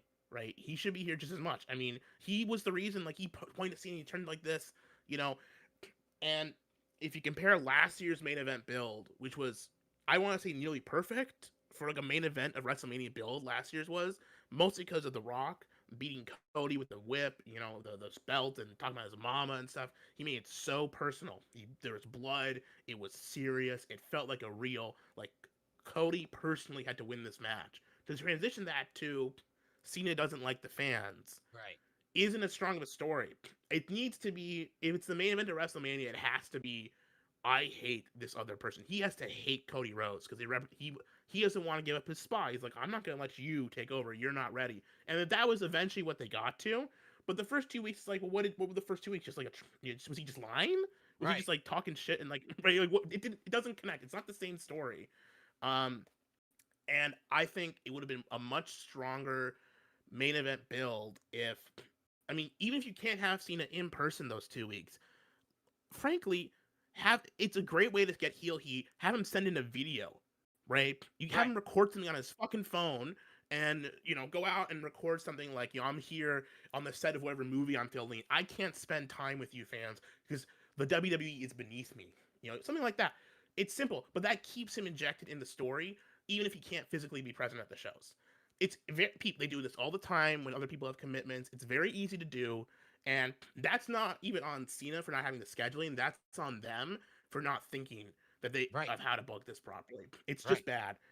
Um, Despite all of that, I think it's still going to be a very exciting. When the bell rings, I think it's going to be a really exciting, great match. I think when they've set up a great, these are two very good in-ring wrestlers who wrestle a very good, like their styles are going to mesh very well, Cody and Cena. It's going to be good. Then the storyline, there's going to be lots of drama, probably some run-ins, some ref bumps, all the good shit, some dick kicks, everything you want in a good pro wrestling match is going to happen, and it's going to be a satisfying end to the show, even though probably it's going to be a heel win, right? It's probably going to be some kind of heel shenanigan win with Cena winning, but that's where you do. I mean, frankly, what you said, the hourglass in the background. They could Right. show countdown till Cena retires and leaves. They could countdown every week and have it be like a looming threat, so that when that pay per view, so that every pay per view feels like we have to beat Cena to get rid of this, to get him the belt off of him. Right. And then it could be like the last day. It could be the last day. It could be like a end of the year pay per view. You can make that a really big show because it's the last ever Cena match. You can even call it like Cena's last match, the pay per view, or premium light event, whatever they call it now. And it could be a non-WrestleMania event. It'll probably happen in Saudi Arabia, realistically. If we're going to talk, we're going to see what happens. But there's ways you can build it after the fact. But if you compare it to last year's WrestleMania, like The Rock Right. really stepped up, Right. and he made that match matter. And Cena just hasn't in comparison. It just hasn't been the same. And I want to talk about this now, maybe. I paid for my tickets last year. Mhm. For WrestleMania, it was 2 nights, so it was about $500 for like 200 level bowl seating. Now, Right? hold on. And Was it $500 a night, or did that include both nights? both nights. And Okay, I that's bought good. like Okay. really early. I Okay. bought really early, so it's $250 a night, which is expensive. It's the most money I've ever spent in a wrestling show. It's really expensive, but it was gonna be a fun time. It was a great show. I don't regret going there because it was an awesome show and it was a great trip, and I had a lot of fun. And we saved a lot of money. It was a cheap hotel and a cheap plane ride for me. So, but my one friend who went with me last year, he went this year, and he's just going by himself. Okay. And for nosebleed seats, not even good seats, because we had good seats last year. For nosebleed seats, he paid for 2 nights. This was like on the pre-sale before like the prices went up crazy, $824 for both nights. Wow. It's insanity. Wow. And if you compare it, like it's like basically almost double the price for a main event that's half as interesting. It would Right, have to like- build up half as interesting. There's no more streak to end or anything like that. You're right. It's just, to me, like, from what I've seen. And by the way, Slayer, who's one of my moderators, he's the guy who tipped and said that he has a friend that's going to WrestleMania. Says, second row seats are going for $2,000 a seat right now. You want to be truthful? I think that I'm shocked it's that low. I really am. I'm pretty shocked cheap. that the second row is only $2K. And the reason I say that, I attended WrestleMania. I think it was 19. I keep forgetting now. It was the New York, New Jersey first ever Rock versus Cena match as the main event. And I had floor seats. I didn't have second row seats, but I had floor seats. The Shield, this was their first WrestleMania match. They came by me in the crowd, which was really cool, right? That was about $1,000 a ticket. And that was over a decade ago. So to say second row seats are only $2K actually sounds cheap to me, but $800 Just for for both- nosebleeds is insane. That's like out of it's for- control. And that's before, and the prices went up higher. They were going for like nosebleeds. It was going to like $1,600 for both nights for the nosebleeds. 2,000 for floor seats. It must be because it's so close. Someone must have had to like really quick sell their tickets or something. Maybe. My guess. That's good. Yeah. But But everything is so expensive. Like I was saying, anything that has to do with fandom, with a following, it doesn't even have to be just sports related. It could be like pop culture related or whatever. But the prices for everything has gone up so high in the last several years. Again, this box of cards right here is retails for $29.99. So it's $30 for 7 packs. Okay, that's not so bad, maybe, right? It's still expensive, but it goes for $70 now. And now they're getting scarce and they're getting up to 80, 90. Like, what? It's a pack of fucking trading cards, man. This is not something that's a big valuable collectible. Each card's worth like less than $1 once you open it. So, I mean, it's just wild. And the other thing is, people who get these collectibles, for example, when you go to WrestleMania and you buy the seat when it comes with the chair too, the folding chair or whatever, that's even more. That's like another $300 or $400 for the folding chair. Yeah. It's like, for what? So you can bring it home? Are you ever going to sit on that thing? I don't know. It's out of control. The pricing on everything these days, for sure. Like I hear that. And I was saying, we actually talked just a little bit before we started broadcasting the show tonight. I was like, I can't imagine anyone being a fan of anything except like one thing. Like, let's say football is your thing, and I like football, so I go to the games, I buy the memorabilia. WWE's my thing, I go to the match. How could you afford to be a fan of more than one thing at any given time in the modern day? You'd have to be like a filthy rich person to be dropping this level of money for these collectibles, in-person events, meet and greets. I can imagine. Imagine if someone going to WrestleMania this weekend and they do everything. They go to the show, they do the Hall of Fame, they do meet and greets, they go to other shows. You're probably dropping $10,000. You know, it's like, oh, who can afford to do that? It's just wild to me how things have changed. You know, back in the day, it would be like, you know, $50 for a ticket to go one of these shows. I've gone to Raw and SmackDown for $50. Yeah, that's crazy. Okay, so I will right. agree with you about the Rock thing too. I feel like it was weird how the Rock came out of nowhere, said, Cody Rhodes, I want your soul.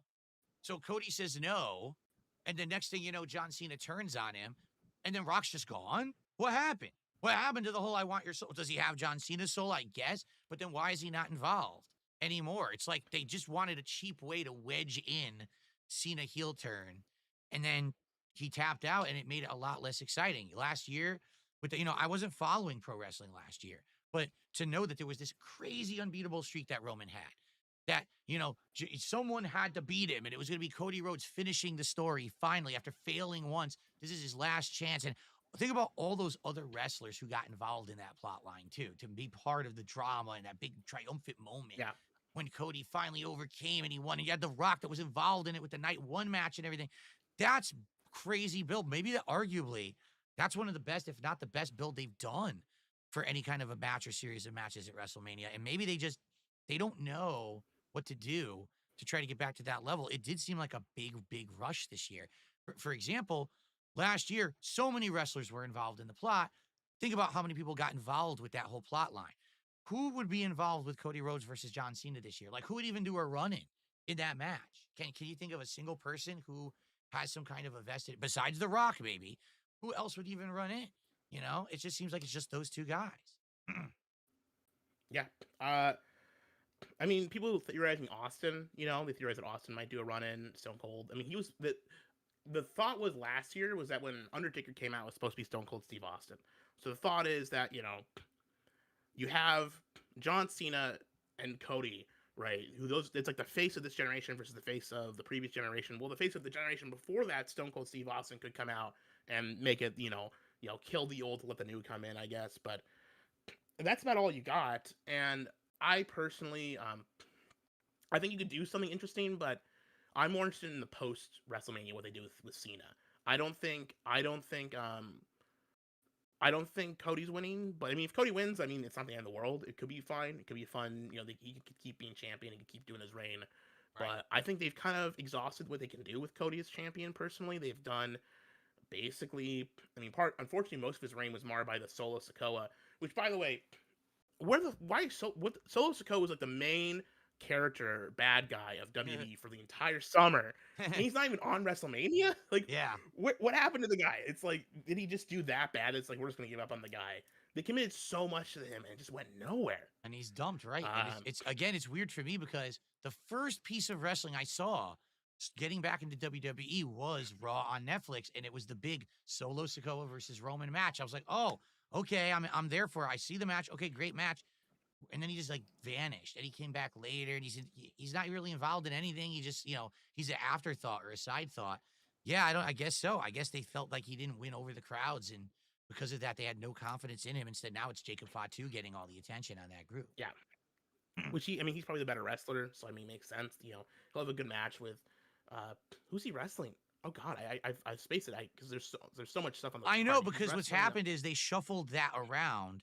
They shuffled the whole who's going to face like Braun Breaker, and then it was going to be Braun Strowman, but then it's LA Knight. It's like, wait, what? So I think it's LA Knight versus Jacob Fatu, and I guess Braun's out. Like, I guess I thought Braun would be in it. It would be like a triple threat. But yeah, it's official because we're now what we'll do is we'll get into the actual cards now, each match breaking down what we think about. Yeah. And so, yeah, we're going to get to that in a few. I guess we'll start now. And by the way, guys, thanks. You're a great audience tonight. People actually talking about wrestling in chat. I appreciate it. It would be great if you could support the stream in some way tonight. Anything appreciated right now. Super chats, tips, memberships, subs, anything would be great. Okay. Okay. So night one, which is Saturday, April 19th. This is, by the way, this is the order they're listing it online. But to be clear, this does not mean that this is the order they're going to go with. For example, I remember many years ago, everyone thought that the Daniel Bryan and Sheamus World Heavyweight title match at WrestleMania over a decade ago was going to be the main event. It curtain jerked. You know what I mean? So they could always change the order of these things at any moment. But this is how they've got it listed. So the first match, funny enough, War Raiders versus the New Day for the World Tag Team titles, the Raw Tag Team Championships. Okay. And funny enough, the way I said we were going to do this, we're going to talk about, all the story and the build-up leading to this match.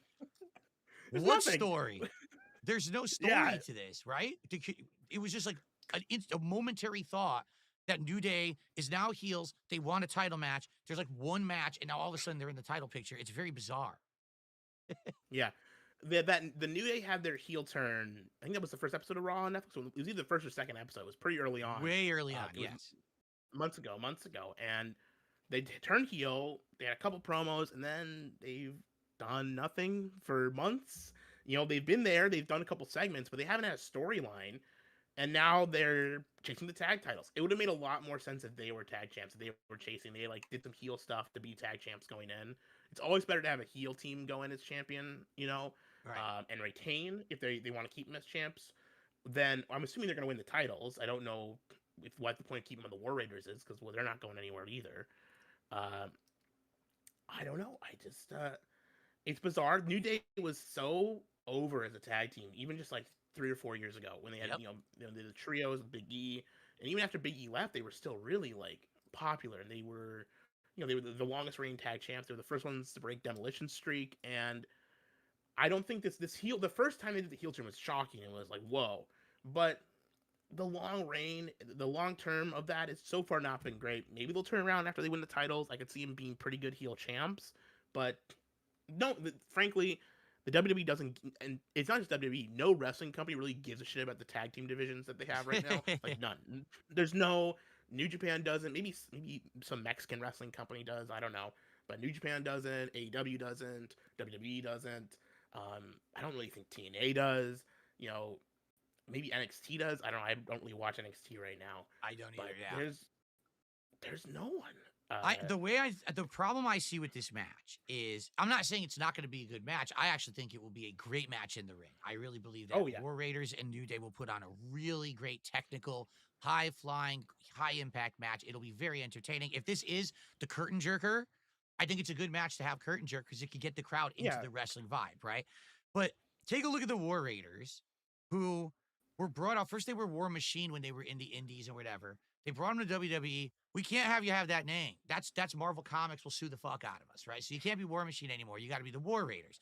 So they bring them into NXT. They're hot. They're really powerful. They're just dominating NXT. They win the titles and all of that. They bring them to the main roster. You can't be the War Machine anymore. Or excuse me, you can't be the War Raiders anymore because that was NXT. So now you're the Viking Raiders. And that was just like the dumbest fucking choice they could have possibly made. I think we can all agree. It was even worse when they first started because it wasn't the Viking Raiders. It was the Viking Experience. Oh, that was what they were first. They were first the Viking Experience. And then they decide, okay, that's horrible. You can be the Viking Raiders. That's fine. Like, and we get like War Machine is cool because it's like, all right, we understand they're not really Vikings, but they're badasses, right? So they get in there, they're kicking ass. We don't need them to actually act like fucking Vikings. Like, we're not 4 years old. This is the 1980s anymore. This is the dumbest thing to get them on TV and not do the NXT angle, right? So stupid. Right. Well, their NXT gimmick was the same thing as they did their gimmick in Ring of Honor and New Japan, which was a great gimmick. It was they were two really big, powerful, frankly, big, powerful fat guys who did crazy power moves. Right. And they dressed in cool gear. They had cool like armor and face paint. They looked like, wow. It's it's what's it called? Legion of Doom, right? It's just the same thing. Right. But modern day.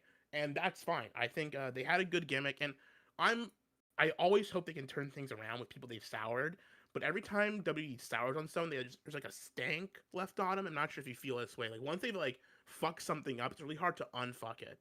Yeah. It's hard to like get over your head. Like remember when they were really bad? It's always in the nagging in the back of your head. But that they've turned other things around. That they've overcome. People have been in worse positions and overcome it. So I'm hopeful this will be a fun match. I think it's a great way to start. Excitement, fast paced. That's good shit. I think that's why, like I said, there's no build up. That's why it doesn't seem as exciting as it should be, because the War Raiders literally don't have a storyline. They don't. They have nothing. They're the champions, and people try to beat them, and they stop them, and then they're on to the next. They're on to the next. There's no real force behind them. There's no build here. New Day are villains. That's great. Why? What's the deal there? Nothing. They're just villains, and they want the title. So hopefully after WrestleMania they'll recover. Whoever ends up winning this will have a storyline. They'll start taking the tag team seriously. But if that's a curtain jerker, I get it. That'll get people excited for the wrestling. But certainly plot-wise, there's nothing there of any substance. On the flip side of that, the next match does have some substance. Rey Mysterio versus El Grande Americano. Okay, and Yes. for those who don't know, El Grande Americano is now the alter ego of Chad Gable. Chad Gable just kept losing to luchadors, notably Rey Mysterio or people in the LWO for a while, and he felt like he had to leave and re-find himself. That was the plot. He apparently went to Mexico and he found some guy who hands him this luchador's mask, but it's apparently has the American flag on it, and now he basically cosplays as like a luchador every week, even though most of his moves are still the same moves that he used to use anyway. Yeah. So I like the plot line. It's funny. This is the comedy plot line, right? And I think when done well, a comedy plot line can work. I feel happy, and here's why. When I was watching WWE years ago, before I quit for like 5 years, Chad Gable was like bottom of the barrel, completely being misused constantly. He was the one who was jobbing to Baron Corbin. Baron Corbin was making fun of him constantly, all kinds of shit like that. It was like unbearable crap. Okay. Now to see him in a stable, the stable is solid. He's got a fun plot line going. He's a great wrestler. I'm liking it. But Rey Mysterio versus El Grande Americano, I think it'll be a fun one-off match. But the problem here is it doesn't really matter. Like, there's no stakes involved. It would have been cool if, like, loser loses their luchador mask or something silly like that. But it's just a regular match. It feels like this is the beginning of a build to something rather than the end. And at WrestleMania, you want this to be the end of a story. It doesn't feel to me like this is the end of a story. So. Right. See, frankly, the obvious it should be a mask versus mask match. I mean, what are they gonna build at SummerSlam and do the match have like to continue this feud until SummerSlam? We're gonna have to listen. Comedy storylines are good, but they have to not be super drawn out and long. Is my thing, right? They're very funny at first, but the more you repeat the angle, it's like telling a joke over and over again. Then it's not funny anymore. Right. So you can it's funny the first couple weeks, and then if this is like a month-long storyline, they need to get the mask off of El Grande Americano right away. Now, the funny thing to do would be to take the mask off, and it's not Chad Gable underneath. Right? They somehow find a way to get someone who looks just like has the exact same physique as Chad Gable. Maybe they got someone in NXT who looks just like him, and they take it off, and it's not him. That would be like everyone would lose their shit. But I don't think that's what's going to happen. No, I don't. And will someone be unmasked at WrestleMania? I don't know. If they do, like if Chad Gable gets unmasked, then it's kind of like, what was the point of this whole plot? Because it ended so quick, So I feel like maybe there will be some antics there. There's obviously going to be interference in the match from each stable. Honestly, who do I want to win? Obviously, I want El Grande Americano to win. I want this plot to continue. I want to see antics every week with this guy, but I don't know what they're going for. Who do you think will win the match? I think frankly, it's going to be Rey. I don't think Really? Rey's losing. Rey, I think you're going to have the babyface go over. You don't want to like have it's WrestleMania. It's supposed to be like a feel-good show, right? Yeah. For the most part, especially since I think Cena's going to win, and it's going to be a heel closing the show. I think you have Rey win this, and probably through some cheating, but you might be right. If we're going by, if this wasn't WrestleMania, if this was like the Elimination Chamber this match is happening at, I would for sure say Chad Gable's gonna win. But this may be the final match that they're having. This may be the finish of the story. Just they're doing it early. Yeah. And if that's the case, I would say Ray wins, but it could go either way. I could see it going either way. And the funny part is, it doesn't really matter anyway because there was no stakes. There's no title. It's not mass versus mass, so it really could go either way and doesn't really affect stuff. So, okay. The next match for night one, Jade Cargill versus Naomi. Oddly enough, no stipulation, no special thing. It's just a match. And I thought for sure that when they finally announced, this is going to be the match at WrestleMania, that it was going to be like a grudge match, a no holds barred, or, last woman standing match or something like that, considering the fact that supposedly it was Naomi who took out Jade back in the fall and cost her all this time off TV. And now these heated back and forth promos that they've been doing. Naomi saying she did the right thing, that Jade was basically trying to steal Bianca's thunder and become the new Bianca Belair, and she was trying to save her from that and all of that. And now she's got a whole new persona, caution, right? Or whatever, caution tape all over her body or whatever, proceed with caution. But honestly, my take on it is I think it'll be an okay match, but I'm not looking forward to it that much. Once again, doesn't seem like there's any stakes on the line. If it was a Extreme Rules match or a last woman standing match, at least it would be something different. But to see these two go one-on-one, Jade doesn't look polished to me. I've only seen her for a few matches right now. She doesn't seem very polished to me. Seems like she has the look, she has the power, but she just doesn't have that finesse yet. Naomi's been in the business now for a while. She's fast. She could pull off some moves. I don't know if these two have a style that's going to click. I almost feel like this will be the botch fest of WrestleMania 41. This is going to be a very sloppy match. This is going to be extremely choreographed. So, I mean, I've watched, I'm a big AEW guy, so I've watched all of Jade's run in AEW. Okay. And she was presented very well there. She had a good presentation, but she never clicked in the ring quite yet. She was getting there. And in the AEW, she was doing more matches every week on TV and obviously off TV. So she was doing more in the ring. WWE has very much protected her and not had her do matches, which I think has been a mistake. You need to have her wrestle more because she's too green. She's not quite there yet in the ring where she can click. So I think Naomi's going to win, which I think would be wrong. I think Jade Cargill's the obvious, her look, her personality, her charisma. She's obviously this big star of the match, right? She's the new star they want to put over. But I don't know if they see a real future in her because I don't think she's going to be able to get at the level they want her to perform in the ring. Right. I think this is either going to be you're right, it's going to be a horrible botch fest, very sloppy and messy, or it's going to be like the most choreographed to perfection where all the moves have been planned out and rehearsed ahead of time for a month plus. They probably have done this match in a ring already multiple times already to prepare, will be my guess what's going to happen. Will it be good? Probably not. Will it be will it mean anything in the long run? I think whoever wins this match is going to fight it's probably going to go against Bianca next. I don't want a spoiler thing. I think Bianca's probably winning the title, and I think this is who's going to fight Bianca next, would be my guess. I think this is a feud, a singles feud to set up, Naomi and Jade. It's just a setup for Jade probably and Bianca later on, which is the big money match. You probably do it either next year's WrestleMania or SummerSlam, maybe, or Royal Rumble or something. Right. That's a big money match. It's like these two big, muscly black women just clashing. It's on paper and execution, and they've had the history with the tag team. It makes sense to do it as a big match later on. I agree. And I'll say this, no matter who wins this match, I hope it's the only match. I hope they don't go, let's have rematch after rematch of Jade versus Naomi. Please, Lord, the no. best of 7. Just let them have best the one at WrestleMania. Series. Then let them move on. Let them both move on to other plots. I'd be happy with that. I actually don't care who wins, but I agree. It does seem like probably they're trying to get them both into a title picture situation. Let's see what happens. Okay. So the next one, LA Knight defending the U.S. title against Jacob Fatu. And I it's just weird to me because, so what happened to Braun? I just don't, I get it. Jacob, fucked him up a week or two ago in the ring or whatever, repeated butt strikes in the ring, hip strikes in the turnbuckle again that he splashed on him. He's the fake blood again. But so now he's just gone because really the buildup since January was Braun versus Jacob. Braun got destroyed by him. So then Braun took him out of the Rumble. So then Jacob got him back, and then Braun got back. And then LA Knight kind of got thrown in there holding the title. And okay, these guys at some point, so they're going to wrestle you for the title. LA Knight keeps saving Braun when the new bloodline keeps kind of trying to jump him and stuff. And then all of a sudden it was just announced like this last week. Yeah, it's just a singles match, LA Knight versus Jacob for the title.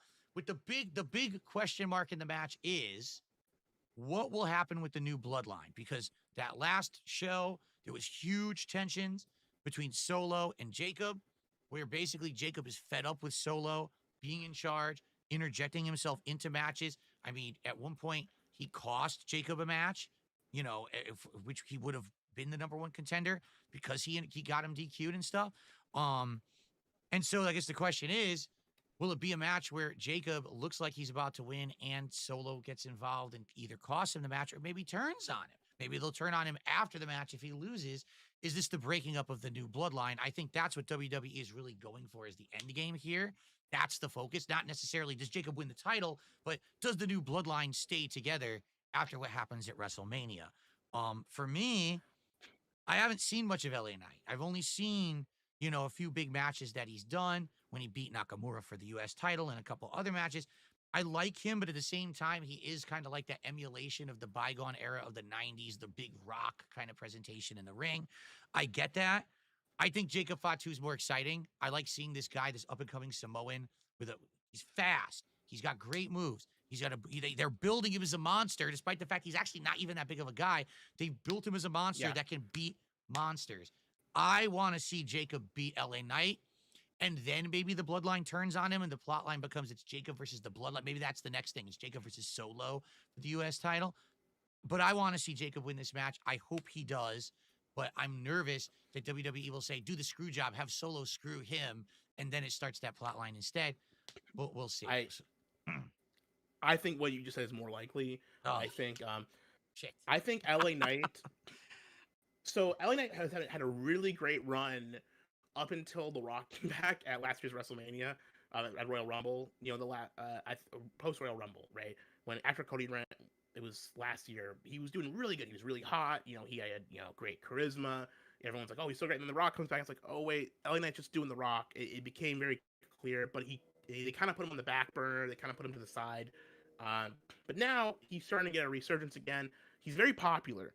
And I think what we've seen with this whole WrestleMania show, and we'll get to this with Jey and Gunther, they're definitely taking time to push and go with people who the fans like, right? Who the fans are getting behind, who the fans buy merch for. They're taking things like merch sales and the chants and the reaction, the live crowd reaction. They're really focusing on that with how they're building this show.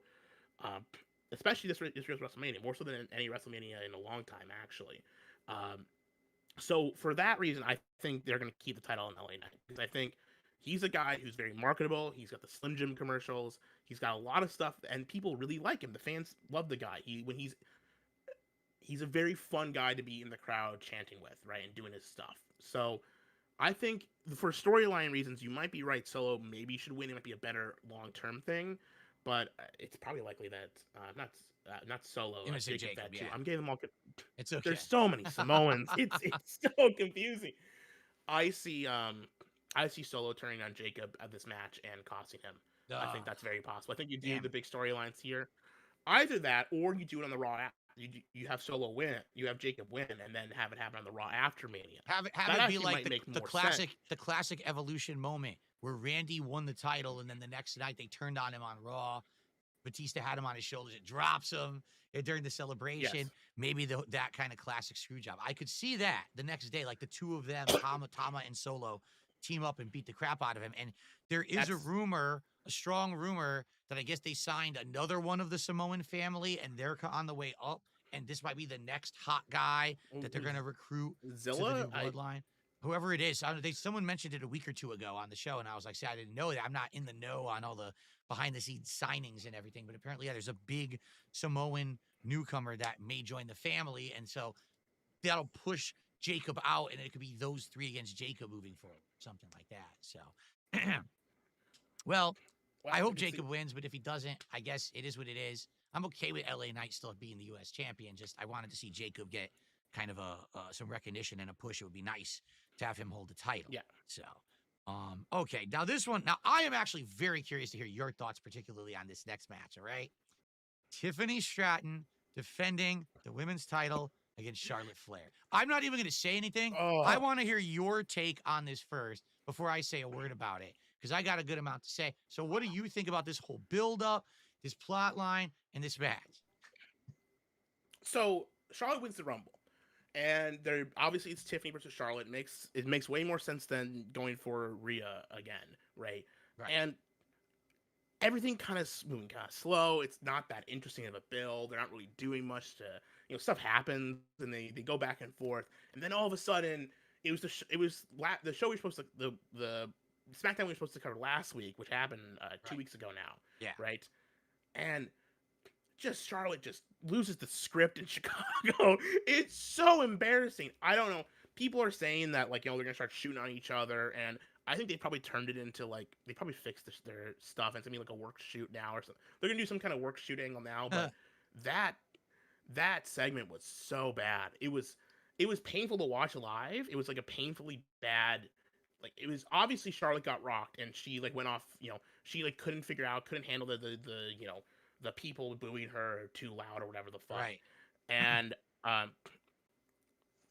then and then Tiffany fires back with the you've been divorced 3 times stuff, and it's just oh man.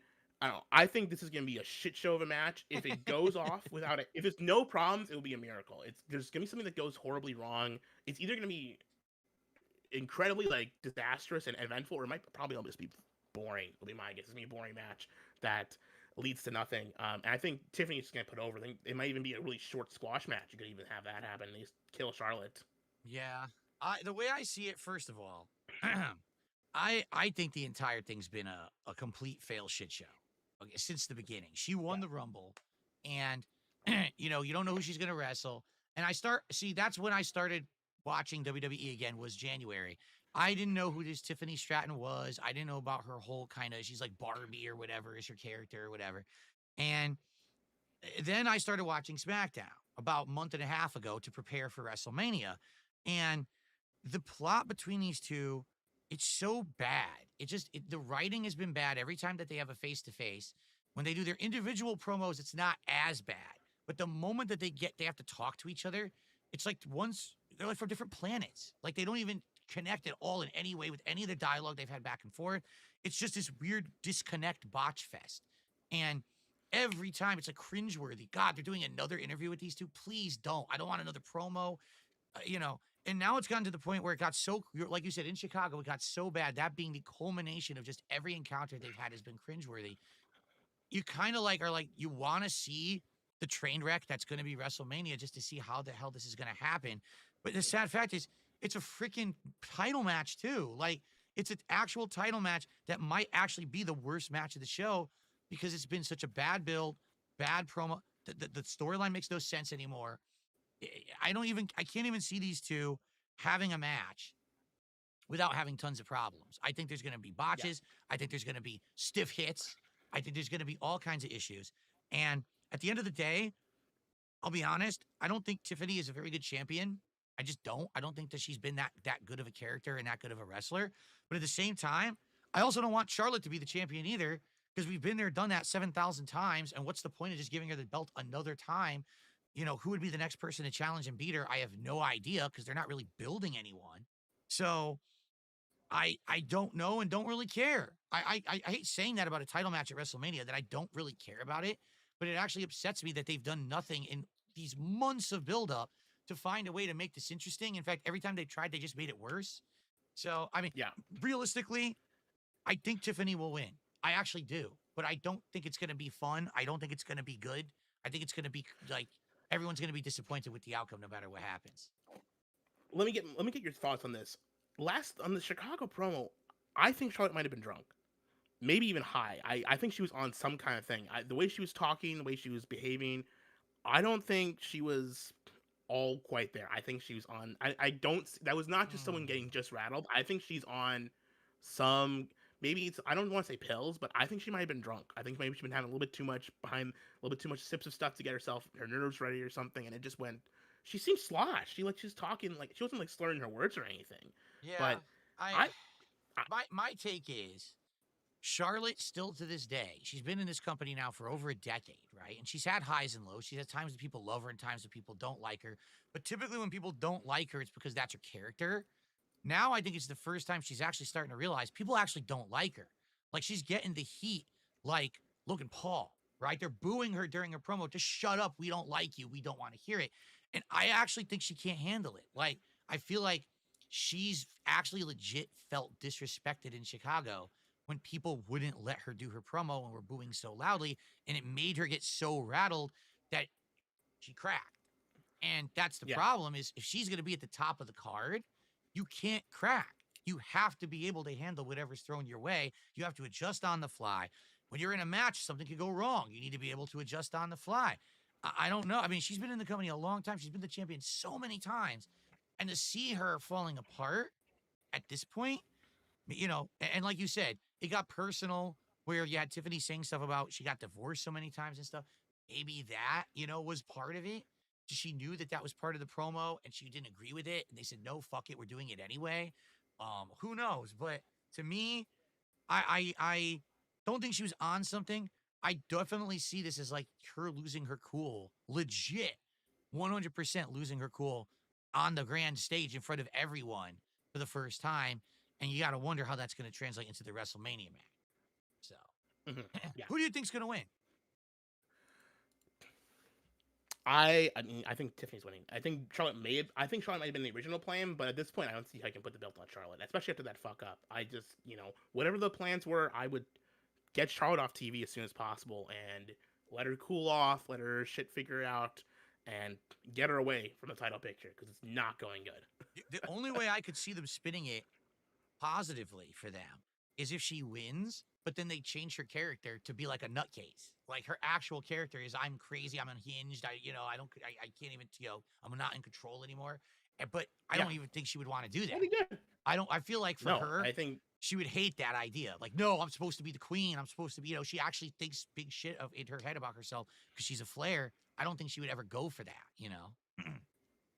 it would be a good angle. It would be a fun angle, but I don't see it happening either. I think you move past it and you do something else with Tiffany Stratton, but I don't know what you do. I think WWE's got a women's division problem overall. Like I'm not a big fan of women's wrestling, to be honest. I don't particularly care for it. It's not my favorite thing. I think a lot of it's pretty bad, but they don't have, despite having a lot of people on their payroll, they don't have a lot of main event roster talent depth that they can turn to, which is why Charlotte's in the main event position to begin with, right? Because like, who do you bring in to face Tiffany Stratton at WrestleMania? They need Becky Lynch back, and she hasn't been on for a while. People thought she was going to be back, and then Alexa came back, and then took the time off right away again. So yeah, they really don't have that person right now. You're correct. Yeah. Okay. Go ahead. Finish the thought. I mean, you could say the NXT women's roster is doing well. They brought Roxanne Perez up, but I don't see that being a good feud for Tiffany Stratton. Like, I just don't see who you put against her in the long term. I think realistically, they probably should take it off her and put it on Charlotte because she could have more interesting feuds. But who do you have face Tiffany next? Nia Jax, right? Right. It's I know. Yeah. Who also has been off TV for a long time, right? Like it's exactly like there's no one who's next in line. I have no clue. I legit have no idea where this is going after WrestleMania. Yeah. Yes. Okay. Now this one is just. I'm sorry. It's funny to me. Okay. Gunther defending the World Heavyweight title against main event Jey Uso. And now after 3-4 months since Jey has won the Royal Rumble, it's official. Main event Jey Uso isn't in the main event of WrestleMania. No. He's not in any level of main event. Even though he's wrestling for a title, he's been downgraded. He's probably going to be like either next to last match. Some people are speculating this will actually be the curtain jerker. Like this will literally be like when it was Daniel Bryan against Sheamus many years ago, just kind of swept under the rug and maybe it'll be a real fast match, just get it done with. Or like Seth Rollins versus Brock Lesnar at WrestleMania 35, which I was at. And there is the argument that people say that the most important match in the show is the last match, but the second most important is the first match. People do say that. But it's also the curtain jerker, you're right. And putting the world title in the curtain jerker, I think, can you do a little rant about Jey Uso and this whole fucking build quick? I do something I want to get off my chest. Go right A little ahead. quick rant about Jey Uso, and then I'll let you talk what you got to say about it. But Jey Uso is an extremely over wrestler for people who are live in the building. He is a terrible television character. He is not interesting as a person you watch on TV. When you are there live, if you're in the crowd and you're doing his chants, you're doing all stuff with him, he is probably a very entertaining, fun thing, right? But sitting at home, watching him on TV, watching him do his promos, watching him do this build to WrestleMania, watching him wrestle all his matches in the build to WrestleMania, it is a boring slog to get through. He is not a fun thing to watch on TV. It's like I have to watch all these people doing the fucking hand things and Yep. him going yeet. I don't. This is so bad TV. It's just fucking shit TV. But he sells amazing merch and he's well over with the crowd. So I get why they've done it. He's the main event. I get why they have him win the Royal Rumble. Like from a logical perspective, the guy who's selling the most merch and is the most popular, gets the loudest live reactions should be your main eventer. But there's this disconnect with like, and people say it's the online audience. I don't think it's just the online audience. I think it's the people who aren't in the building audience, right? Yeah. It doesn't work. And they almost fixed the storyline when they had Gunther bloody Jimmy. When he had him and he was pounding on him, he was bloodying him up. That was really good. Sink your teeth into this. We're finally getting a real story for this match, right? And then the next week, they kind of just have Jey come out and cut a promo on him. And it's like, what the if you watched your brother like get beaten to a bloody pulp in front of you, would you not just come and beat the shit out of the guy who did that? Why are you coming down and talking to them? You know, it's ridiculous. They should have had they shouldn't have probably touched until maybe this week. They should have had a walk to the back brawl. They should have had like 2 separate promos. Like they should have had Jey still be in the hot. Here's what I think they should have done. The week after, they should have Jey do like a video from the hospital waiting room on Gunther saying everything said in that promo, but like he's waiting in the hospital waiting room, waiting for his brother to come out like some recovery surgery or something. You know, that would have been really fun and exciting. It would have been like, okay, now Gunther can be like watching on the screen. He's like shook. He's like, oh my god, I'm terrified. Instead, like Jay's just saying to his face, and it's like, who cares? You know, I beat your brother up, and you're just gonna talk to me. It needs to be physical. It needs to have like emotion and energy, and it just doesn't have that. And so it's not the main event. And I feel bad for Gunther because he deserves better because he's an amazing wrestler. He's an amazing world champion. Completely agree there. Yes, he does deserve better than this. This has been ass these last 3.5 months. It really has been. Shit. Frankly, his whole World Heavyweight Championship run has been a serious downgrade from his Intercontinental Championship run. He was well more respected, doing better, more high-profile matches as the Intercontinental Champion than he was as the World Heavyweight Champion, which is insane. It should be a huge upgrade, but it's almost been like a downgrade. And he's going to go from being last year in WrestleMania, having the best in-ring match at WrestleMania, probably, arguably, to now wrestling the guy who had the worst in-ring match at last year's WrestleMania. You know, it's like, oh, I feel bad for him, but Jay's winning. He's gonna win, and we're all gonna go yeet. All the fans of Las Vegas are gonna go yeet, yeet. So my take on this is the problem with the plot line with Jey Uso has been, it's very simple. He wins the Rumble. The next night, he's white hot popular. He's running out there. The whole crowd's going crazy, right? But then immediately what starts happening is plot lines where he doubts himself. He's botching, and they make that part of the plot that, oh, can he really do it? He better man up and be tougher if he's going to beat Gunther. And when you do that to the guy who you just started to build momentum behind, everyone's excited now because he won the Rumble, already you've killed the momentum. And then you have plot lines where you've got Jimmy coming in, and they're going to have tag matches, and then it's Jimmy and Gunther and stuff. If they had kept that hype behind him since January and just kept rolling with it, have him do a series of matches that are actually interesting matches, people who you don't think he could beat, but he could beat. Have him beat big men. Have him beat shit. Have him beat Solo Sikoa, right? Have him just beat people left and right who previously you think he's not on their level, but he's now proving himself night after night, week after week, that he can actually hang with Gunther. Because the truth is, he's lost to Gunther, 3 times already? So we don't believe that he can beat Gunther. He lost to Gunther at Saturday night's main event right before the Royal Rumble. So it's not believable that he's going to beat Gunther. So do that plot line. Instead, it's just all over the place. It's, I don't know if I believe in myself. This week I'm confident. The next week I'm not confident. Now my brother has to get involved, but now he's not in it anymore. He's getting bloodied, but now I'm gonna be a sissy and just talk to someone. It's just sad. It's not a good build in my opinion. I think the way that they redeem it, they do curtain jerk. Jay goes out there and literally beats the shit out of Gunther, like just overwhelms him with quick moves. Boom, boom, pins him. It's over. It's like a 60-second match. And yes, that's bad for Gunther. But what'll happen is all the J marks will go fucking crazy. All the J marks in the arena will be yeeting like crazy, and the whole place will go nuts. And then they could get into a few more downer matches, and then it'll be over. It's not this lingering shit. Like, we have to get this match over. How's it going to go? If this is like a long, drawn out match between Jay and Gunther, I actually think it's not going to work because we all know Gunther's the better wrestler. We're not stupid. We know that if it was really a test of technical skill, expose Jay. Exactly, it's going to make Jay look bad. It's going to make Gunther look good. And then why is Jay winning? I don't understand. The whole thing's been a shit show since the beginning.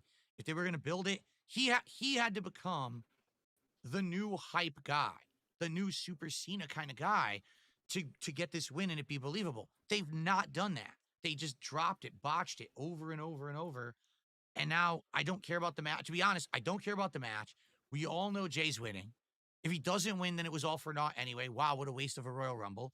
If he wins, I still don't care because I still don't believe it. I still don't believe that he could beat Gunther. It was just because they wanted this to be their hype man and the guy who sells merch. So, yeah, pretty sad, but I agree with you. Jay's definitely winning. I guess it's just a matter of when the match happens and how fast it goes. So, yeah, I see this lasting long. I don't think it's gonna be a short match. I wish you're right. I think that'd be the best for everyone involved if it was short. But for some reason I see this being like second or third to last match. I think maybe third to last, but like there'll be probably a filler match between this and the actual main event. And I think it's gonna be long drawn out where Gunther's gonna beat him down, but he's gonna rally and come from behind and valiantly overcome. But I hope you're right. I mean, it'd be probably more exciting though if you were right. I want to see, there was a super chat that came in from Old Ugly Bastard. It was $10. I just want to give him a shout out there. Thank you, Old Ugly Bastard. Guys, we're going to be going. We have one more match to talk about night one, and then we're going through all of night two, and that's the show. If you've enjoyed the wrestling commentary tonight, please support the show in any way, whether it's a super chat, a tip, membership, sub, all that helps. It would be great if we could hit $100 so we could get one card pack opening here for the pre-WrestleMania show. Okay, cool. All right. The main event of night one, and I don't know how much you actually have to say about this one. I'll let you talk about this one first because I'm actually curious to hear your take on this one first, Gahoole. Roman Reigns, CM Punk, Seth Rollins, triple threat for the future of the business, whatever that means, with Paul Heyman now in the corner of CM Punk because the favor that CM Punk was owed is that Paul Heyman would be in his corner when he so chooses, and he chooses this to be the match, which is the big reason that there's, dissension now between Roman and Paul. So what are your thoughts on this one? A couple minds about this. I get, like, if you look at star power, this is the match with the most main event stars in it, right? But I think the stakes for this match are very weak. I think this was a lot better a couple weeks ago when we didn't know what the favor was. I think if the favor was still a mystery going into WrestleMania, it would have been a lot more exciting. And the favor has to be that Paul has to help Punk and not Roman. If it was a surprise then and we didn't know who it was going to be, right, it would be more exciting of a match. It would be higher drama. Now, I mean, there is still the question of what's going to happen, but the mystery is kind of taken away. The mystery was given away too early, I think. And I think that this whole, like, the stake, it's the future of the business, that's a load of bullcrap. Like, who cares? That's just nonsense talking to, like, try and justify this going on last when there's no title at stake, right? I think if you realistically should have hotshot the title maybe off of Gunther or something, or this should have been a title match, right? Yeah. If they were fighting over a world title, this would have been a much more interesting, like, I want this champion, I want to walk out of this match as world champion, there's something for it. Yeah. But obviously, they haven't done that, and so it's just a storyline. I just want to beat the other guy. I think, here's the deal. I think the whole, like, concept of I want to be in the main event of WrestleMania as, like, the whole, like, crux of the CM Punk character, it's a bit silly. it shouldn't be that you want to be in the main event. It should be, I want to win the main event, right? It shouldn't be just like, I'm here, I've made it to the top. It's got to be, I want to come out on top. I want to beat everyone else. The story of every match should be, I want to beat the other guy at its very core, right? Whereas the payoff for CM Punk was already, well, I just want to be in the match. So it's like, it's Right. not as strong. And Right, for sure. I think I think that the Seth Rollins angle, I think Seth Rollins is probably the strongest character going to this show. I think Roman's been basically absent from TV for months. So he's only shown up a little bit to like matter. And I don't think he's that invested in the match. The one that realistically, if this was done right, this should have been Seth Rollins versus CM Punk by themselves. Roman shouldn't really be that involved because they're the ones who actually hate each other, right? Roman's just kind of there because he's there, because they eliminate each other from the Royal Rumble. Seth and CM Punk actually have a reason to hate each other, and they want to beat each other. But obviously, Roman's the biggest star out of all of them, so they put him in the match to make it the main event. It means something. I don't buy that it's the biggest WrestleMania triple threat ever main event. I mean, there's been a lot of. There's been like, the Benoit match. There was the women's main event a couple years ago with Becky, Ronda, and Charlotte. There's been plenty of triple threat main events that have been bigger, right? Right. I think the real question is what I think. So here's what I think is going to happen in the match.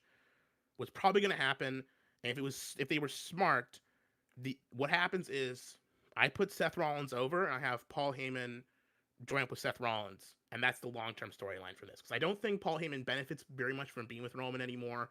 I don't think he benefits at all from being with CM Punk. I think CM Punk should just be his own guy. He doesn't need a Paul Heyman type to be on his side. I think Paul Heyman and Seth Rollins as the duo coming out, winning this match, and kind of, putting down the other two, kind of elevates Seth Rollins a lot. It gives him a win when he's been the workhorse for the company for a long time. I think he probably deserves to win this match. And storyline-wise, it makes the most sense. I don't see Roman winning. I could see Punk winning and have him win his big WrestleMania main event, be a big, shower with confetti and everything, and like all the people coming out to help hold them up. I could see that happening, and that might be what actually happens, but there's no reason for Roman to win.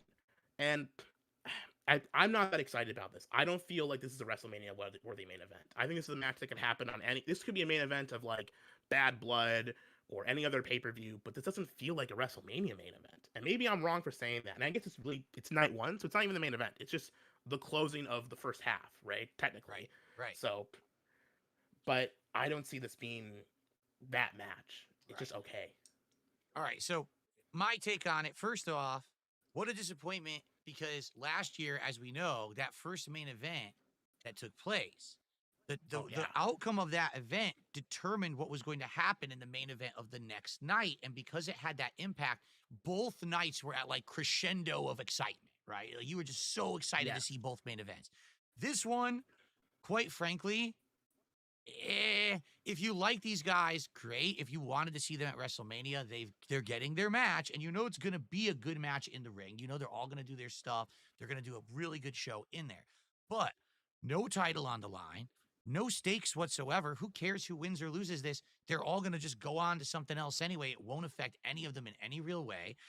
I'll be honest, I didn't like this plot line at all. And then the 1 week where they were doing their contract signing, and during the contract signing, Punk says, that wasn't the favor I was owed. And I was like, wait, now this is interesting. Don't tell what the favor is. Have it be the big mystery leading into WrestleMania. Have that be the reason to see the match.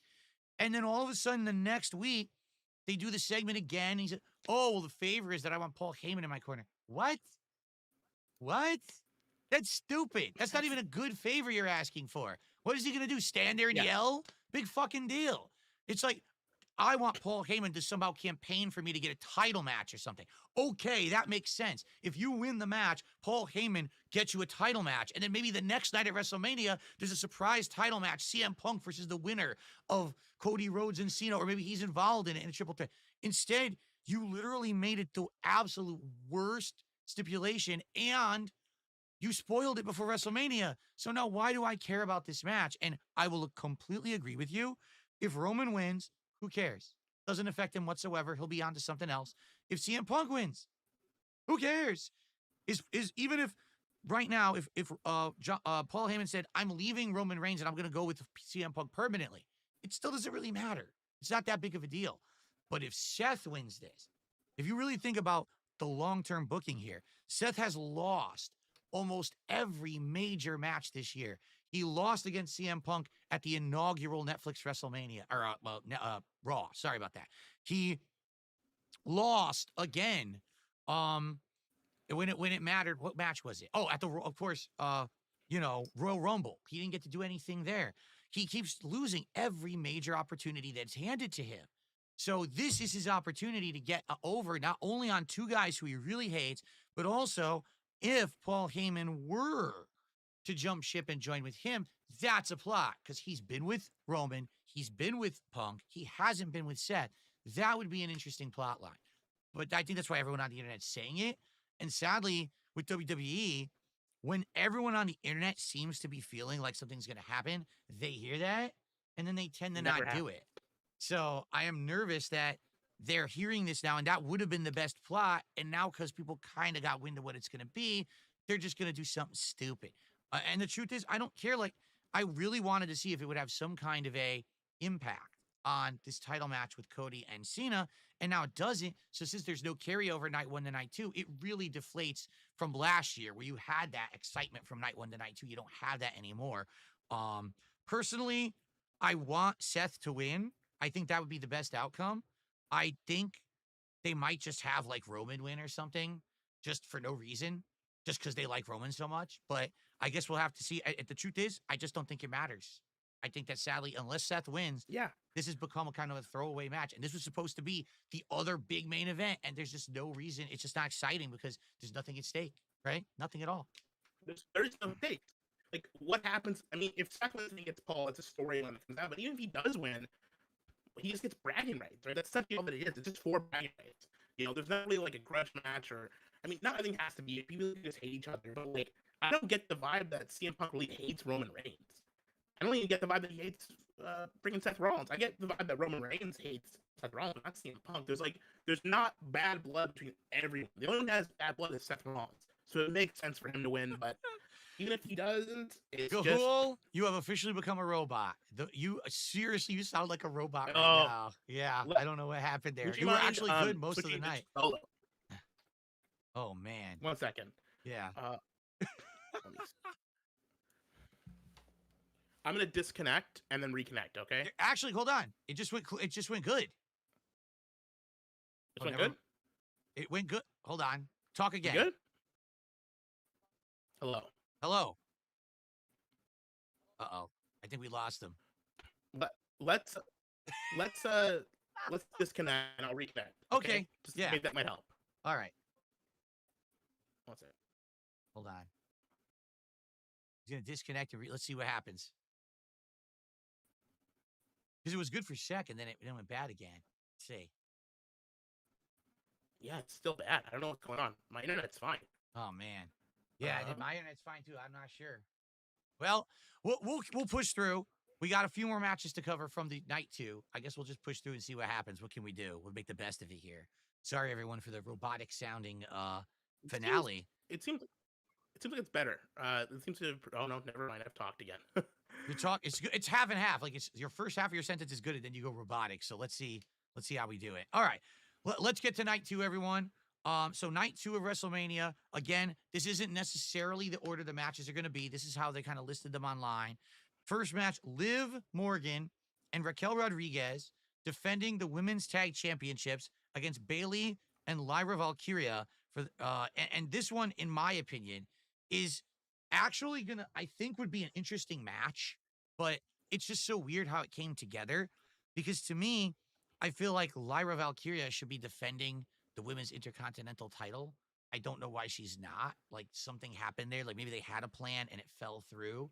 So instead they put together this really hashtag mishmashed match. But I think, like I said, wrestling wise, I do feel like the match will be entertaining and fun. But the fact that there's been no buildup, it was within 2 weeks that Bayley and Lyra decided to team up. They've had like 1 match to qualify for this, and now they're having the tag match at WrestleMania. It doesn't really get you too excited for it. You know what I'm saying? So I guess we'll see. What is your take on this insanely quickly put together match, Gahoole? Let me see if I can get through this without cutting out. I think I'm Okay. okay. I, it seems to be okay right now. So if I get robotic, just cut me off, and I apologize. I'm not sure what it is. Okay. Just Discord being Discord, obviously, piece of shit software. uh, so I think obviously Lyra's supposed to face Becky, and Becky's not coming back right now. Right. So Right. that's the answer.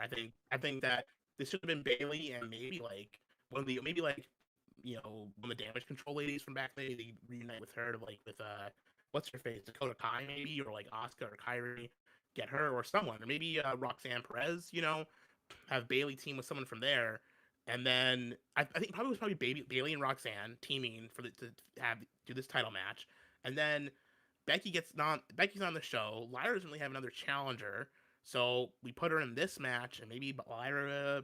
I mean, I don't see them winning. Like Liv and Raquel are gonna win, so it doesn't really matter who they have faced. And I guess it's just one less match on the show. And frankly, while I appreciate that, while you want all the titles to be represented at WrestleMania, realistically as a fan, the less matches that are on this show, the better. Because these are long shows, they go super long. The matches are usually given a lot of time. So even if we cut that women's intercontinental match, we still have the champion on the show wrestling in a different match. You're not depriving her of her spot. I don't know. It's a hasty build to titles that don't mean jack shit. They should get rid of the women's tag titles. They don't mean anything. They don't have dedicated women tag teams for the most part.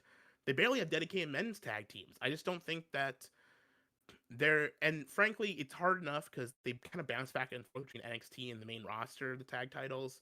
They really don't do much with them. They don't mean anything until, what they use them for is when one of their single stars loses their main title. They give them the tag titles to keep them in the mix. Like, oh, they're still a champion, right? Like with Liv. Right. This whole reason that Liv has the tag titles is not because she's a great tag team wrestler. It's because they want to keep her in the storylines because she's a main part of the Judgment Day and Rhea Ripley and Dom Mysterio. She's a main part of that storyline, right? And Right. so she's going to be a featured character. She better be a champion, So that's why it's there. Liv and Raquel are going to win, and it's going to further. I don't know. We'll get this to when we get to the Braun Breaker and Finn and that match. What's going to happen there, because I imagine the Judgment Day implosion is imminent, and I think this is going to be part of the story. Okay. I agree. I think that number one, Liv and Raquel are only the tag titles because they want Judgment Day to be prominent, and they really have floundered in the last several months. There hasn't been much going on with them. They keep teasing this breakup, and then they just give up on it, and then it's back, and then they give up on it again. So by giving them the tag titles, it gave them something to do now. It gives them a match for WrestleMania.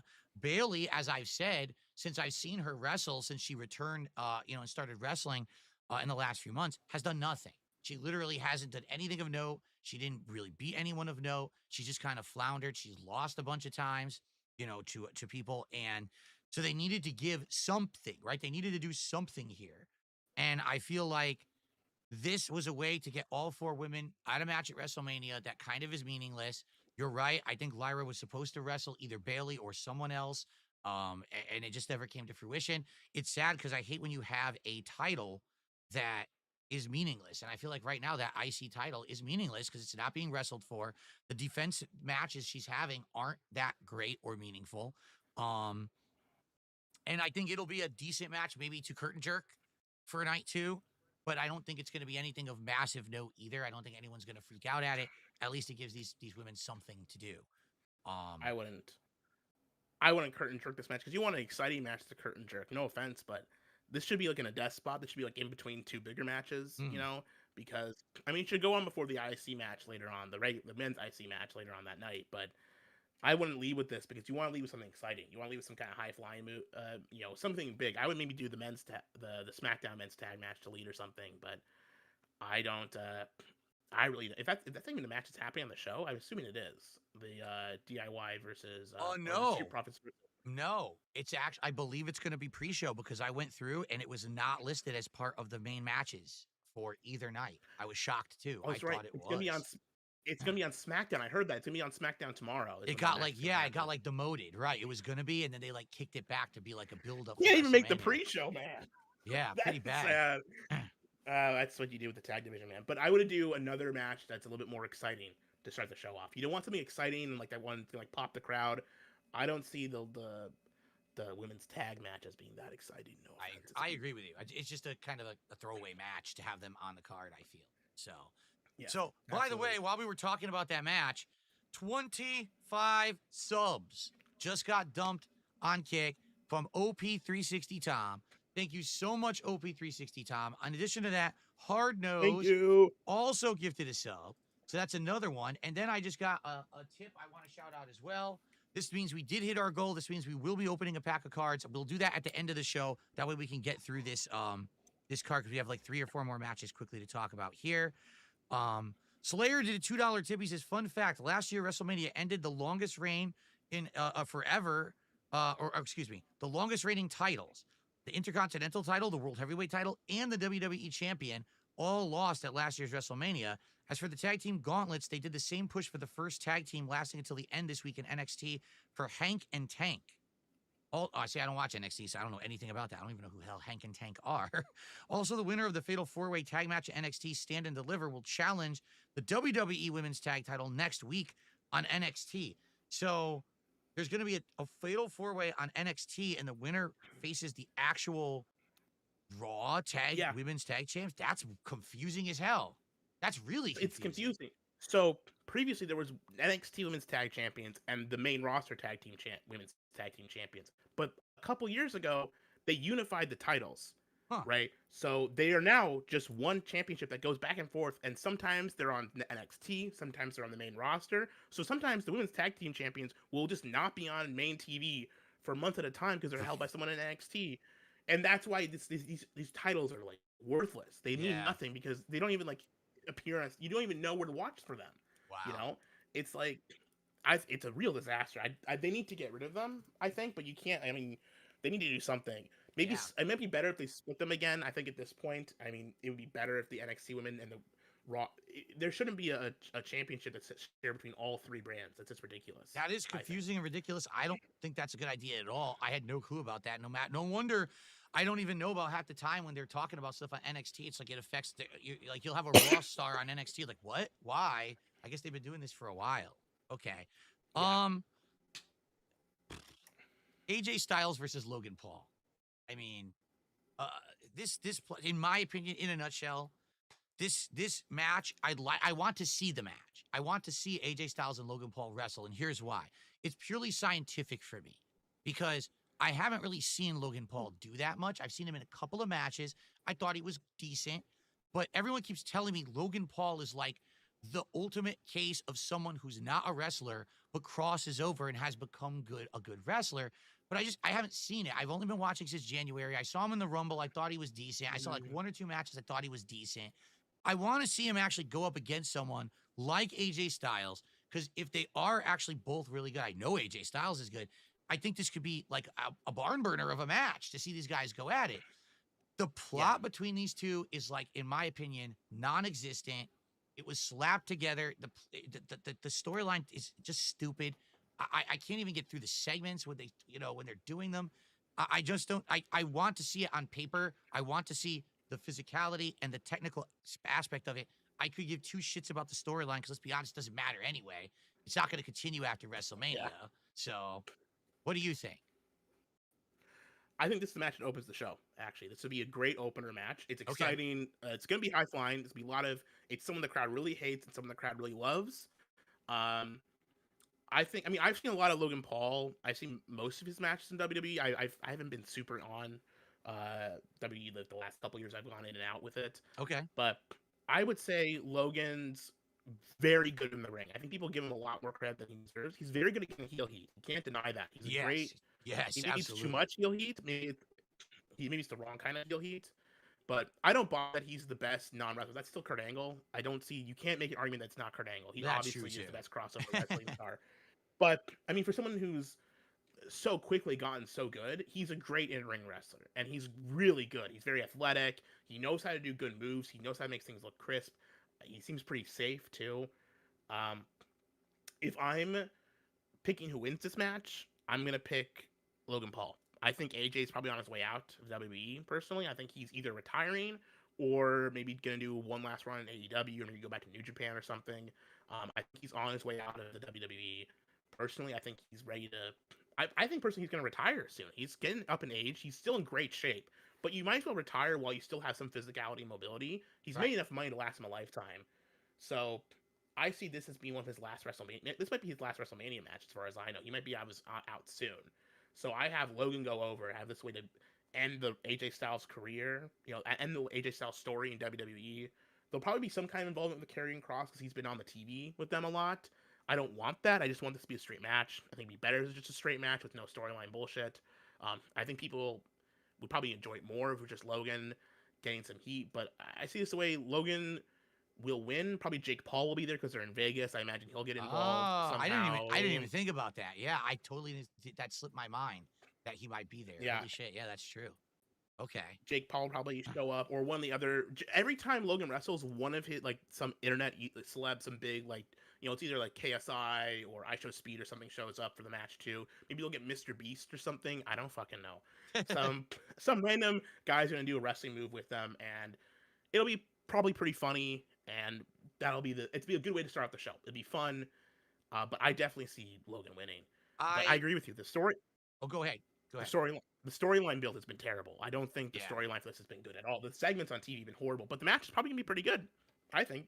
I hope the match is good because if I finally see what everyone's been telling me about Logan Paul, I'd be happy to see it rather than be just kind of like I'm waiting and I'm still waiting for it. I agree with you that if Logan Paul is a good wrestler, he should win this. I don't think legitimately he would, but I think he's the one who needs the push, needs the build. I agree with you on AJ. I remember when AJ first came into WWE and it was a hot shit, and he was the house that AJ built, SmackDown and stuff like that. It was good stuff. But now, let's be honest, what has he really been doing?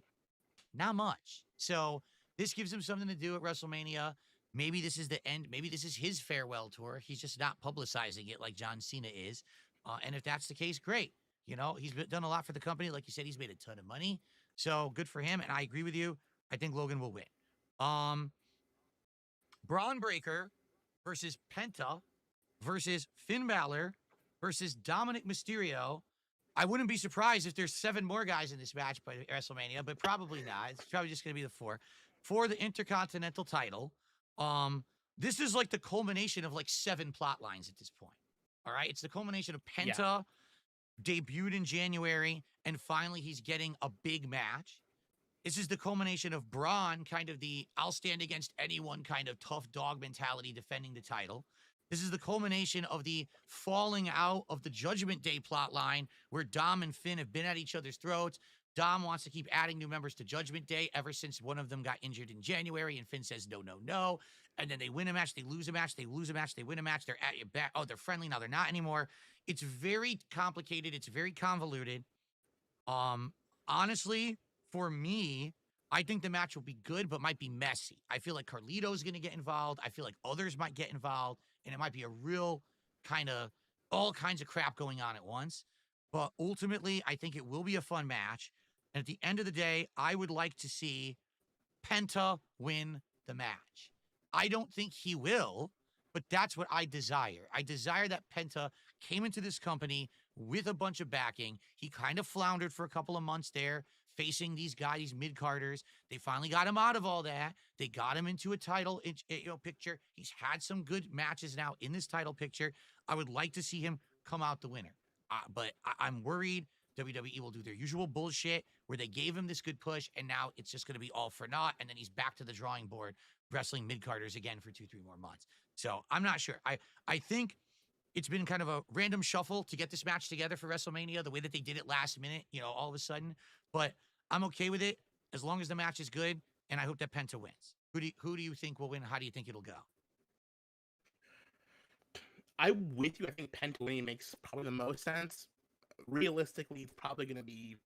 I think it might be Dom, actually. Oh. I think Dom wins.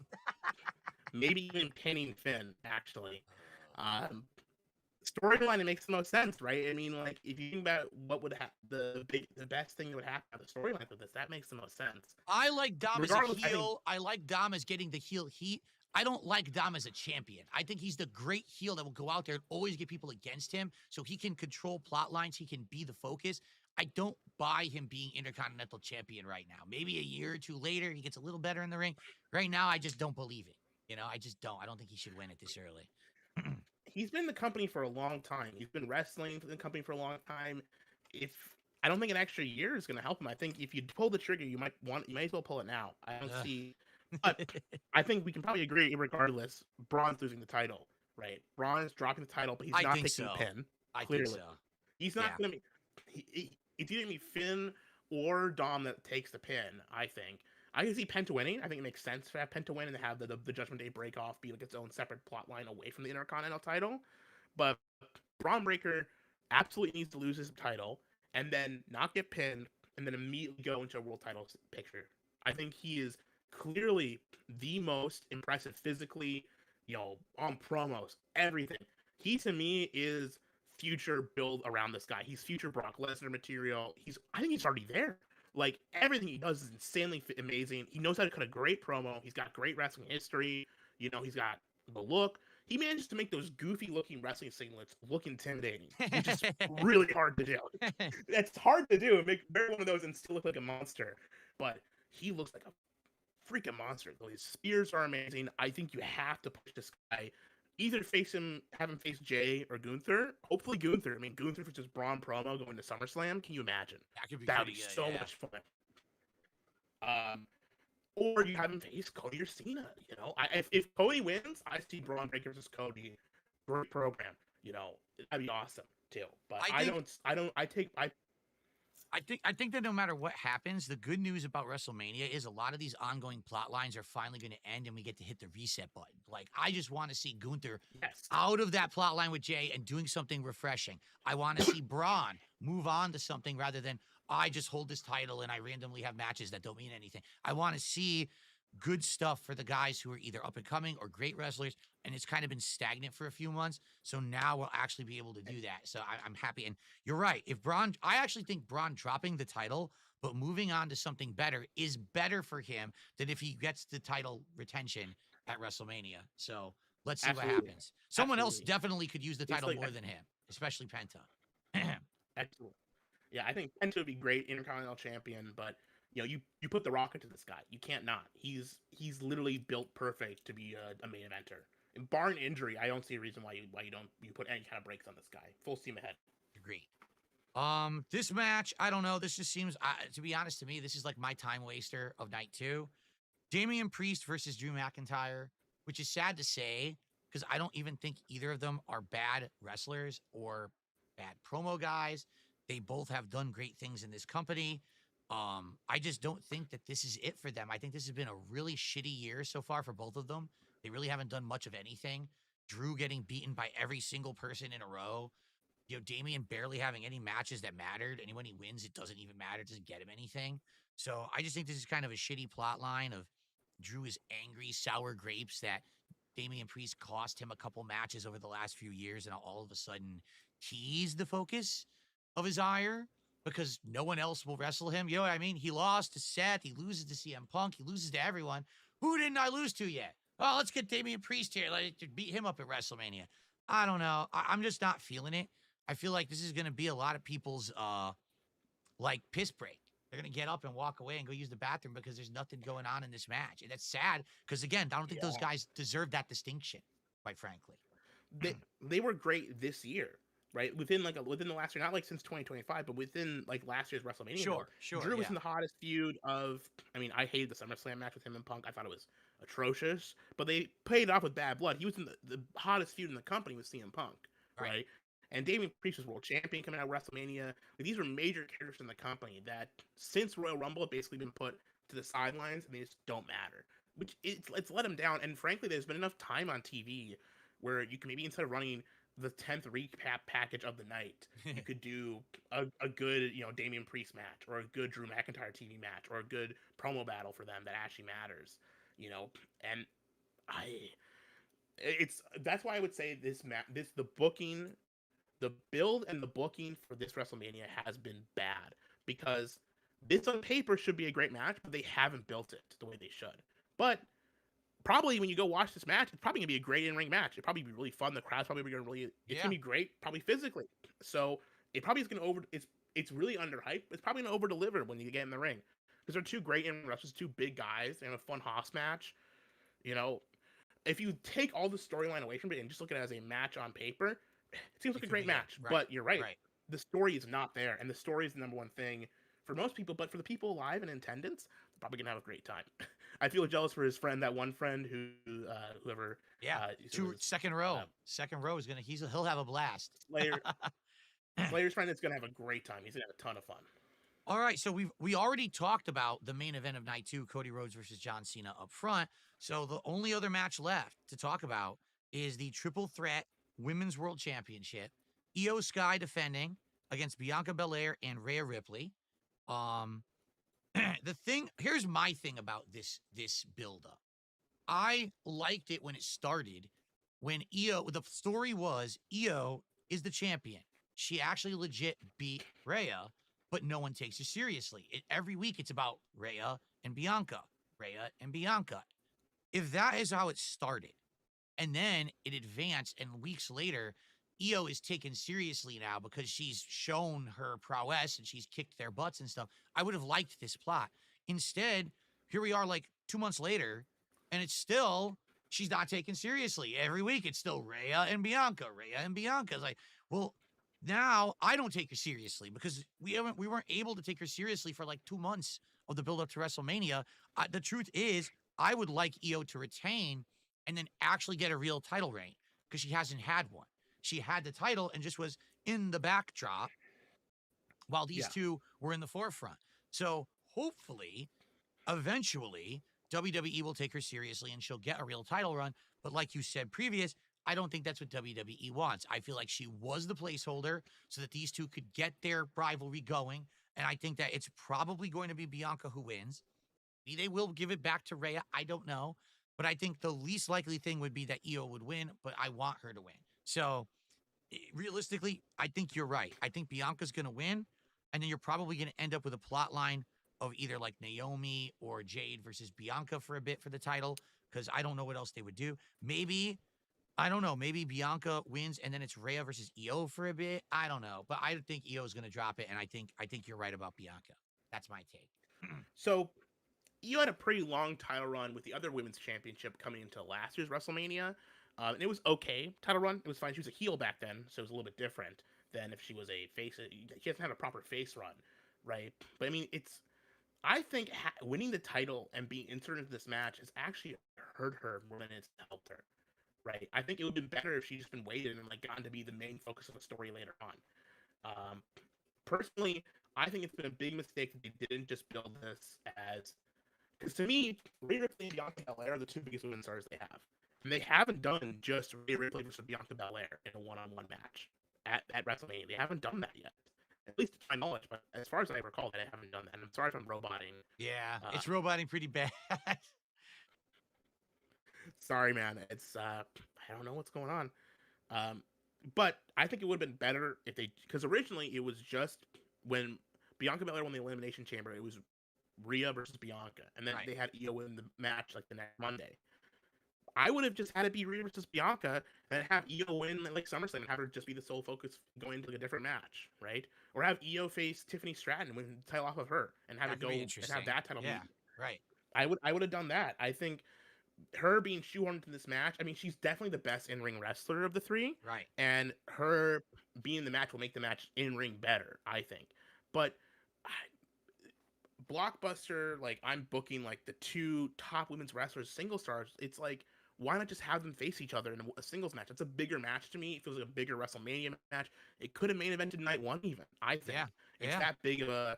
Because they haven't done it yet. It's the first time ever in a WrestleMania, at least. Bianca versus Rhea Ripley, the two biggest stars they've built up in the last 5 years. Do that match. But instead they've got as a triple threat, I think it means less. I think I'm still saying by Bianca's got to win and feud with Naomi or Jade. And I don't know what you do with Rhea, and I don't know what you do with Io after this. And I think that's a bit of a shame. I think it's not the best storytelling, frankly. I think it's actually one of the worst booked matches on the whole show. I agree. I think it's one of the unlike cohesive.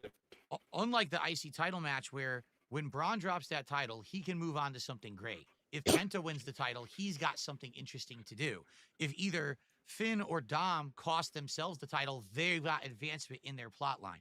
In this plot, you've got two people who are asked out. You really do. When Bianca wins, Io's got nothing to do. Rhea's got nothing to do. You hit that reset, but where are they going? This is what we were talking about, the problem with the women's division.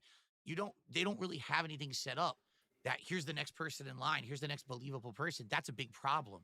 So you don't want to see the same matches over and over. You don't want to see Io and Rhea again, but what are they going to do? No. I don't know. I'm with you on this, but I'm feeling like Bianca's going to win. So overall now we've covered every match. What is your feeling overall about WrestleMania 41? Do you think it's going to be good or do you think it's going to be a disappointment? If we go purely by the booking, it seems like it's going to be a bad show on paper, right? I think it's going to be it seems like a bad WrestleMania. It seems like the main event of night 1 doesn't feel like a real main event. The main event of night 2 hasn't been built to the level it should be. And you could say with the ticket prices, they technically have sold less tickets than they did last year, so the crowds are going to be a little bit down, but when you're going to watch the show this weekend, and it's probably going to be awesome. Right, it's gonna be like the pomp and circumstance, the presentation, the big arena, the big musical entrances. It's pretty hard. I think they're probably gonna deliver when it actually comes time to actually get in the ring and resolve the storylines and move forward. I think they're probably gonna deliver. I could be wrong. It could go down bad. I think night 1 has a chance of actually being a bad show. I don't think night 2 will be bad. I think just That's the Cody Cena match alone will fuel night 2. Even if the whole night sucks ass. Yeah. Cody Cena being the main event, the end of the show, likely is going to be the reason why night 2 is good. You're right. Night 1, I feel like night 1 has potential to have some good things. We'll see what happens. But ultimately, I will say this. There's no way this will be as good as last year's WrestleMania. There's just no way at all that I can see that happening. There is some potential for some wacky, wild stuff to happen. What if Rock shows up, right? What if some zany stuff happens? But for the most part, I think it'll still be fun. I do. I'm a little sad, I'll be honest, because I feel like maybe I should have got back into wrestling last year because I feel like I missed out on the biggest thing that happened in wrestling, and I decided to get into it back. This is my first WrestleMania that I've seen in like 5-6 years. The last one I saw parts of the COVID WrestleMania, the empty arena WrestleMania at the Performance Center, which was awful. Rough. That was rough. And since then, I haven't watched it. So this being the first WrestleMania in so many years, I think it'll be exciting to watch, especially as it's in Vegas. I'm sure the set's going to be insane. The crowd's going to be hot. But yeah, I hope that overall it's entertaining. I think overall I will be entertained. And yes, the match, my most anticipated match by far is Cody versus Cena. I want to see how it's going to go. I want to see what they're going to do with it. I'm excited for that. So overall, even if the rest of WrestleMania sucks, if that final match goes well, I think that they're still going to go down and say it was a good show. So I guess we'll see what happens. Yeah. I mean, the main event really makes the whole show, I think. But remember, historically, WrestleManias with bad builds, great show. WrestleManias with good builds, not so great show. I guess we'll see. I think we'll see what happens, but I'm excited for it. It's going to be fun. All right, so guys, that concludes the wrestling portion of the show. Just to be clear, I am doing Smark Guys this coming week. It's very different. I'm doing Smark Guys this coming Monday, April 21st, as a daytime stream at 12 noon Pacific time, broadcast here on DSPReacts on YouTube, but also on my Kick channel, DSP Gaming Reel. It's a 4-hour WrestleMania recap super show. I'm going to be going through match by match what happened, my thoughts. I'm also going to have guests on. For example, you might have already heard Ethan Ralph has reconfirmed he will be on the show for about 30 to 45 minutes to give his thoughts. I'm currently talking with Cypress TV about having him have an appearance. And I've also talked with Gahoole about figuring out how to do. I don't know if he'll be here live or not. We'll see. But it's going to be exciting after it's happened to have everyone on the show at one point talking about their takes and me also having mine. So that's a big super show. After that, I'm not doing another Smart Guys for at least another week. In fact, what I want to do is kind of see how the show does and judge, should I continue after WrestleMania doing Smart Guys weekly? Is it something I should stop doing weekly? Maybe do it monthly, maybe do it every 2 weeks. We'll see. We'll talk about it. But before we get to opening this pack of cards, I want to say, Gahoole, thank you for appearing tonight. You were a great guest. The only bad part was the mic going robotic. That was about it. But as a guest, you were good. You were a great co-host. A little bit of drama at the beginning was fun. I enjoyed having you as a guest. Did you have a good time? I had a really fun time, and I'm sure some people in the chat were pissed. I went all over the drama, and they'll say what they will Of about course. me, or whatever they want to say. I will just say this has been a once in a lifetime experience. Frankly, Phil, I don't want to glaze you or whatever, but man, this is like going on a show with like Nostalgia Critic or something for me. It's like you're one of my early internet, idols. Like you've been a guy I've been following like your whole career, frankly, and Wow. This has been great. It's been fun, and I know we had a little bit of drama. I know we don't like it's a bit too much, but I had fun, and I'd love to come on again. I had a great time. I'm not sure if the chat liked me or not. If they didn't like me, I understand. You're always gonna Not have for you're everyone, always but gonna have the peanut gallery, and the peanut gallery will always complain because, as I'd like to say, we have a bunch of larpers in my chat who pretend like they're viewers and fans, but yeah, they're just here to crap on everything that I do. It wouldn't have mattered who my guest was tonight; they would have crapped on the guest anyway. It's all good. In my opinion, you did a good job. That's what matters. And I'm sure we're gonna have people and after the fact who appreciate the wrestling commentary, which is really the yeah. meat of the show, the meat and potatoes, as they say. And I So. frankly, even the people who hated me, the losers and haters, I love you too, guys. It's always fun to have people talk. It's fun coming on, doing shows. It's what it's all about. It's fun having some fun. I really enjoyed it. So thank you, by the way, before we close out. I love the whole chat. Thank you to everyone who came out and watched tonight. It's been amazing. And I haven't had the actual window open to know what people have been saying, but It's all good. I'm It's sure all people have good been in because the it. chat gets crazy anyway. And, I try to moderate. We have moderators trying to help. But in general, it's better for us to just focus. And we got through the show, which is great. We got through all the matches and Yeah. everything with no problem. We do have one pack of cards to open here. Let's do it. Let's switch over the camera and see what we got. So this is 7 packs, all right, in this box. And we're going to see, can we get the rare pull tonight? I don't think we will. It seems like it's always the last pack that I select ends up having the rare card in it. We'll just go for this one right here.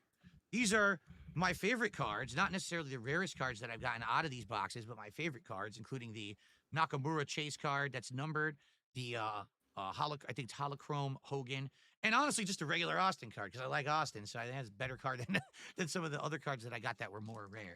All right, so here we go. 4 cards in this pack. Let's see what we got. Let's get a drum roll going. Here we go. So up first, it's NXT. And I'm going to actually go to Oh. auto adjust camera so that we can actually see these cards. Hold on one second while I go to manual focus because it's going to be blurry, but once I get close, we'll actually be able to read it. So the first card, NXT Superstar, is... Who? Is that Nikita Lyons? Lyons. Wow. So we got Nikita Look Lyons. at the size of her. And yeah, I haven't seen her. I only saw her when she debuted on NXT many years ago. So I don't know what she's looking like today or how she's performing today. I'm honestly shocked she's still on NXT and hasn't been promoted to the main shows by this point. She's been there a few years, right? Did she get hurt or something? She's got like the worst knees in the business. If she's wearing like double knee braces and she's like, she's in her 20s. Oh wow! I don't think she's long for the business. She's totally fucked physically. Like she cannot. She's like got worse knees than like Austin did, right? And that was late in his career. Jeez. And she's still in NXT, right? So it's like, yeah. Well, that sucks for her. By the way, more contributions poor to come in. We'll shut those out in a second because there may be a second pack of cards now. We'll see. But in the meantime, we've got, what is this? Another NXT. Is this the rare one? Oh. Let's we get see. the case. It's a chrome, but I don't think it's numbered. Hold on. Before I look at it, I'm pretty sure it's not numbered, but it has the really cool effect on it that I liked that was on the Nakamura card that was numbered. Let me look. It is Channing Stacks Lorenzo. Who in the fuck is Channing Stacks Lorenzo? Who is that? I don't know. Stacks? Who is that? There's like a mafia group gimmick at NXT. It's like an Italian mafia, and he's Stacks. He's like one of the mob henchmen. Oh my god! Well, I'll say this: the card looks nice because not only does it have the chrome effect, but it's got that broken like glass effect at the top. I really like that. Like I said, the Nakamura chase had it, but it's not a chase. It's not numbered. So I guess it's just a standard holochrome, but it's a better looking standard holochrome. All right. No offense, but thank God you didn't get the chase card of freaking Stacks. Stacks is the rare chase card. That would be something. I don't even know what the hell this is. KBKWR? It's Asuka and Kairi Sane? But what does KBKWR even mean? I think it's their I think it's their new tag team name. It's the Kabuki Warriors. Kabuki Warriors. That's Oh, the seriously? abbreviation for Kabuki, it. that's what it means? So, yeah, Asuka and Kairi Sane each built their reputation as fierce competitors in their native Japan. After coming to WWE, they joined forces as the Kabuki Warriors. Okay. So, I guess they're not in that tag team anymore, which is why I was so confused. But all right. All right, and our last card here, in this pack anyway, we got Johnny Gargano of SmackDown. Pretty nice card, I would say. That's a pretty good representation of Johnny Gargano there, but it's a standard card, not a chase card. Very nice there. Nice. So there's our 4, with Stacks being the guaranteed holochrome of that set. Now, in the meantime, more contributions came in. It looks like I got a $5 tip here from Alex from Phoenix. He says, in my opinion, the mid-card stories for Mania 39 were the best that I had seen in years. Mania 40's card, toned it down a notch. But this year, the mid-card builds are severely lacking. Triple H better not get too relaxed, because WrestleMania should be having the best stories possible. There you go. Thank you, Alex. Yeah. WrestleMania 39. Go ahead. Go ahead. Bad. I would agree with that. WrestleMania 39 was definitely one of the better WrestleManias to ever be held. Excellent. Across the board. It's also one of the best stages in WrestleMania history. Like, that was a great show. 39 and 40 back to back was kind of crazy. That's why I think 41 will still be pretty good, because they've been on a pretty good streak of good WrestleMania. So, okay, yeah. So, FYI, you are robotic again, but I'm sure it'll clear up anyway. So in the meantime, Lance Catamaran gifted 1, 2, 3, 4, 5, 6, 7. Is it 8? He gifted 8 subs on Kick. So 8 subs is the equivalent of $40 of support. And so because of that, we've actually topped $200. We got to 205, which means we're opening one more pack tonight before we adjourn. So cool. We get a double partaking of the cards. Thank you, Lance Catamaran, so very much for your support here tonight. All right, let's do another one. Very nice. Let's just pick a random pack here and get back to the camera. Here we go. All right, second pack of the night. Topps Chrome cards here, 2025. Here we go. Thank you so much, guys. All right. I completely botched the pack opening. Just ignore that. I ripped the plastic the wrong way like an idiot. Okay. All right, first card is SmackDown. Who do we got? We got Carmelo Hayes, currently tagging up with The Miz. What an amazing team up that is.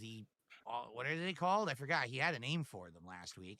It's Mellow Don't Miz, I think. Mellow Don't Miz. What a great name. Very nice. Carmelo Hayes there from NXT. Pretty much doing nothing on SmackDown right now. All right, we got another SmackDown superstar, and it appears this is a standard holochrome, and it's a nice one.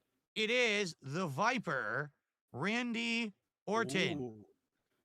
Who currently has nothing to do at WrestleMania at all, which really sucks, because he's going to have a good match at KO, and we didn't talk about that. Apparently, from what I understand, he's supposed to still have a match, but it's supposed to be like a mystery open challenge. That's supposed to maybe get announced on Friday. So we didn't even announce who we think that might be. I'm leaning towards Aleister Black returning. People talk about Nick Aldis, but I could see it being It's a good thing we pulled that card. I would have totally forgot about that match. But I didn't even know. He's still going to have a match at WrestleMania. Let's see. Who should he wrestle? He should wrestle. Eugene should return. Eugene should return from retirement. Yes. And wrestle Randy. Yeah. That would be the best match possible. There we go. All right. Our third card in this pack. Who the hell is this? Who is this? Hold on. I need my glasses. I think this might be one half of the War Raiders, but I can't really read it. It is. It's Eric. It's Eric of the War Raiders. There he is. It's one of the special ones where it's called, I don't know what it's called, like Allen and Gunther or something. And also it is one of the holograms. It's not a holochrome effect, but it's hologram. So wait a minute. I got 2 in 1 pack. That's rare, actually, to get 2 in 1 pack with that effect. So I actually I made out there with Orton and Eric in 1 pack with that effect. So, of course, that means the next one will be an autograph, right? No, son of a bitch. It's not an autograph. It is... Oh, we already have her, don't we? I think this might be a dupe. I'm pretty sure this is a dupe. Jasmine Nix. I have no clue who that is. Probably NXT superstar. Jasmine Yeah, Nix. NXT, yeah. Never heard of her. All right. So there we go. There's our I know a lot about wrestling, and even you don't I know don't who know she the is. fuck that is. I swear, these cards, this is why these cards have worked, because they're such a trip, because you don't know who half the people are. Like, who? What? I've been watching wrestling for 5 months, 4 months straight. I don't know who these people are. Are they even on TV anymore? You know, who knows who they are. But that was pretty cool. I got 3 of the holograms rather than just 2, so I actually got a bonus one. You're only guaranteed to get 1 in a pack. That's nice. And that leaves us with 5 packs left. You know, running as far as we can. I don't know if we'll open any on Monday's WrestleMania Super Show or not. We'll have to see. But that's cool, because I'm not spending more than $70 on those, that's for sure. Maybe we will get a rare autograph card in one of those final 5 packs. But, all right, folks, that is it for Smart Guys episode 13, the pre-WrestleMania 41 build-up. I hope that you've enjoyed it. Again, Gahoole, I would like to thank you. You were a great host tonight. You have any final words for our audience here? I love the whole chat. Love all of you at home. You're all great and excellent. Phil, thank you for having me on. This was wonderfully fun. I'd love to come on again. And if the chat doesn't want me on, that's fine too. But I had the time of my life. So thanks, man. It was awesome. Good stuff. And like, just to remind everyone, coming up on Monday, WrestleMania post Super Show, where I'm going to be covering all the matches from Mania. We're going to have Ethan Ralph back. We're going to have Cypress TV back. We're going to see if we can get Gahoole back in some capacity. And we're all going to be giving our thoughts on how this WrestleMania 41 went. All right, everyone? So on behalf of Gahoole, I'm DSP. Thank you all for watching Smark. Guys, we will see you for Monday after the WrestleMania dust settles. Peace out, everybody. And I will see you then. Juice!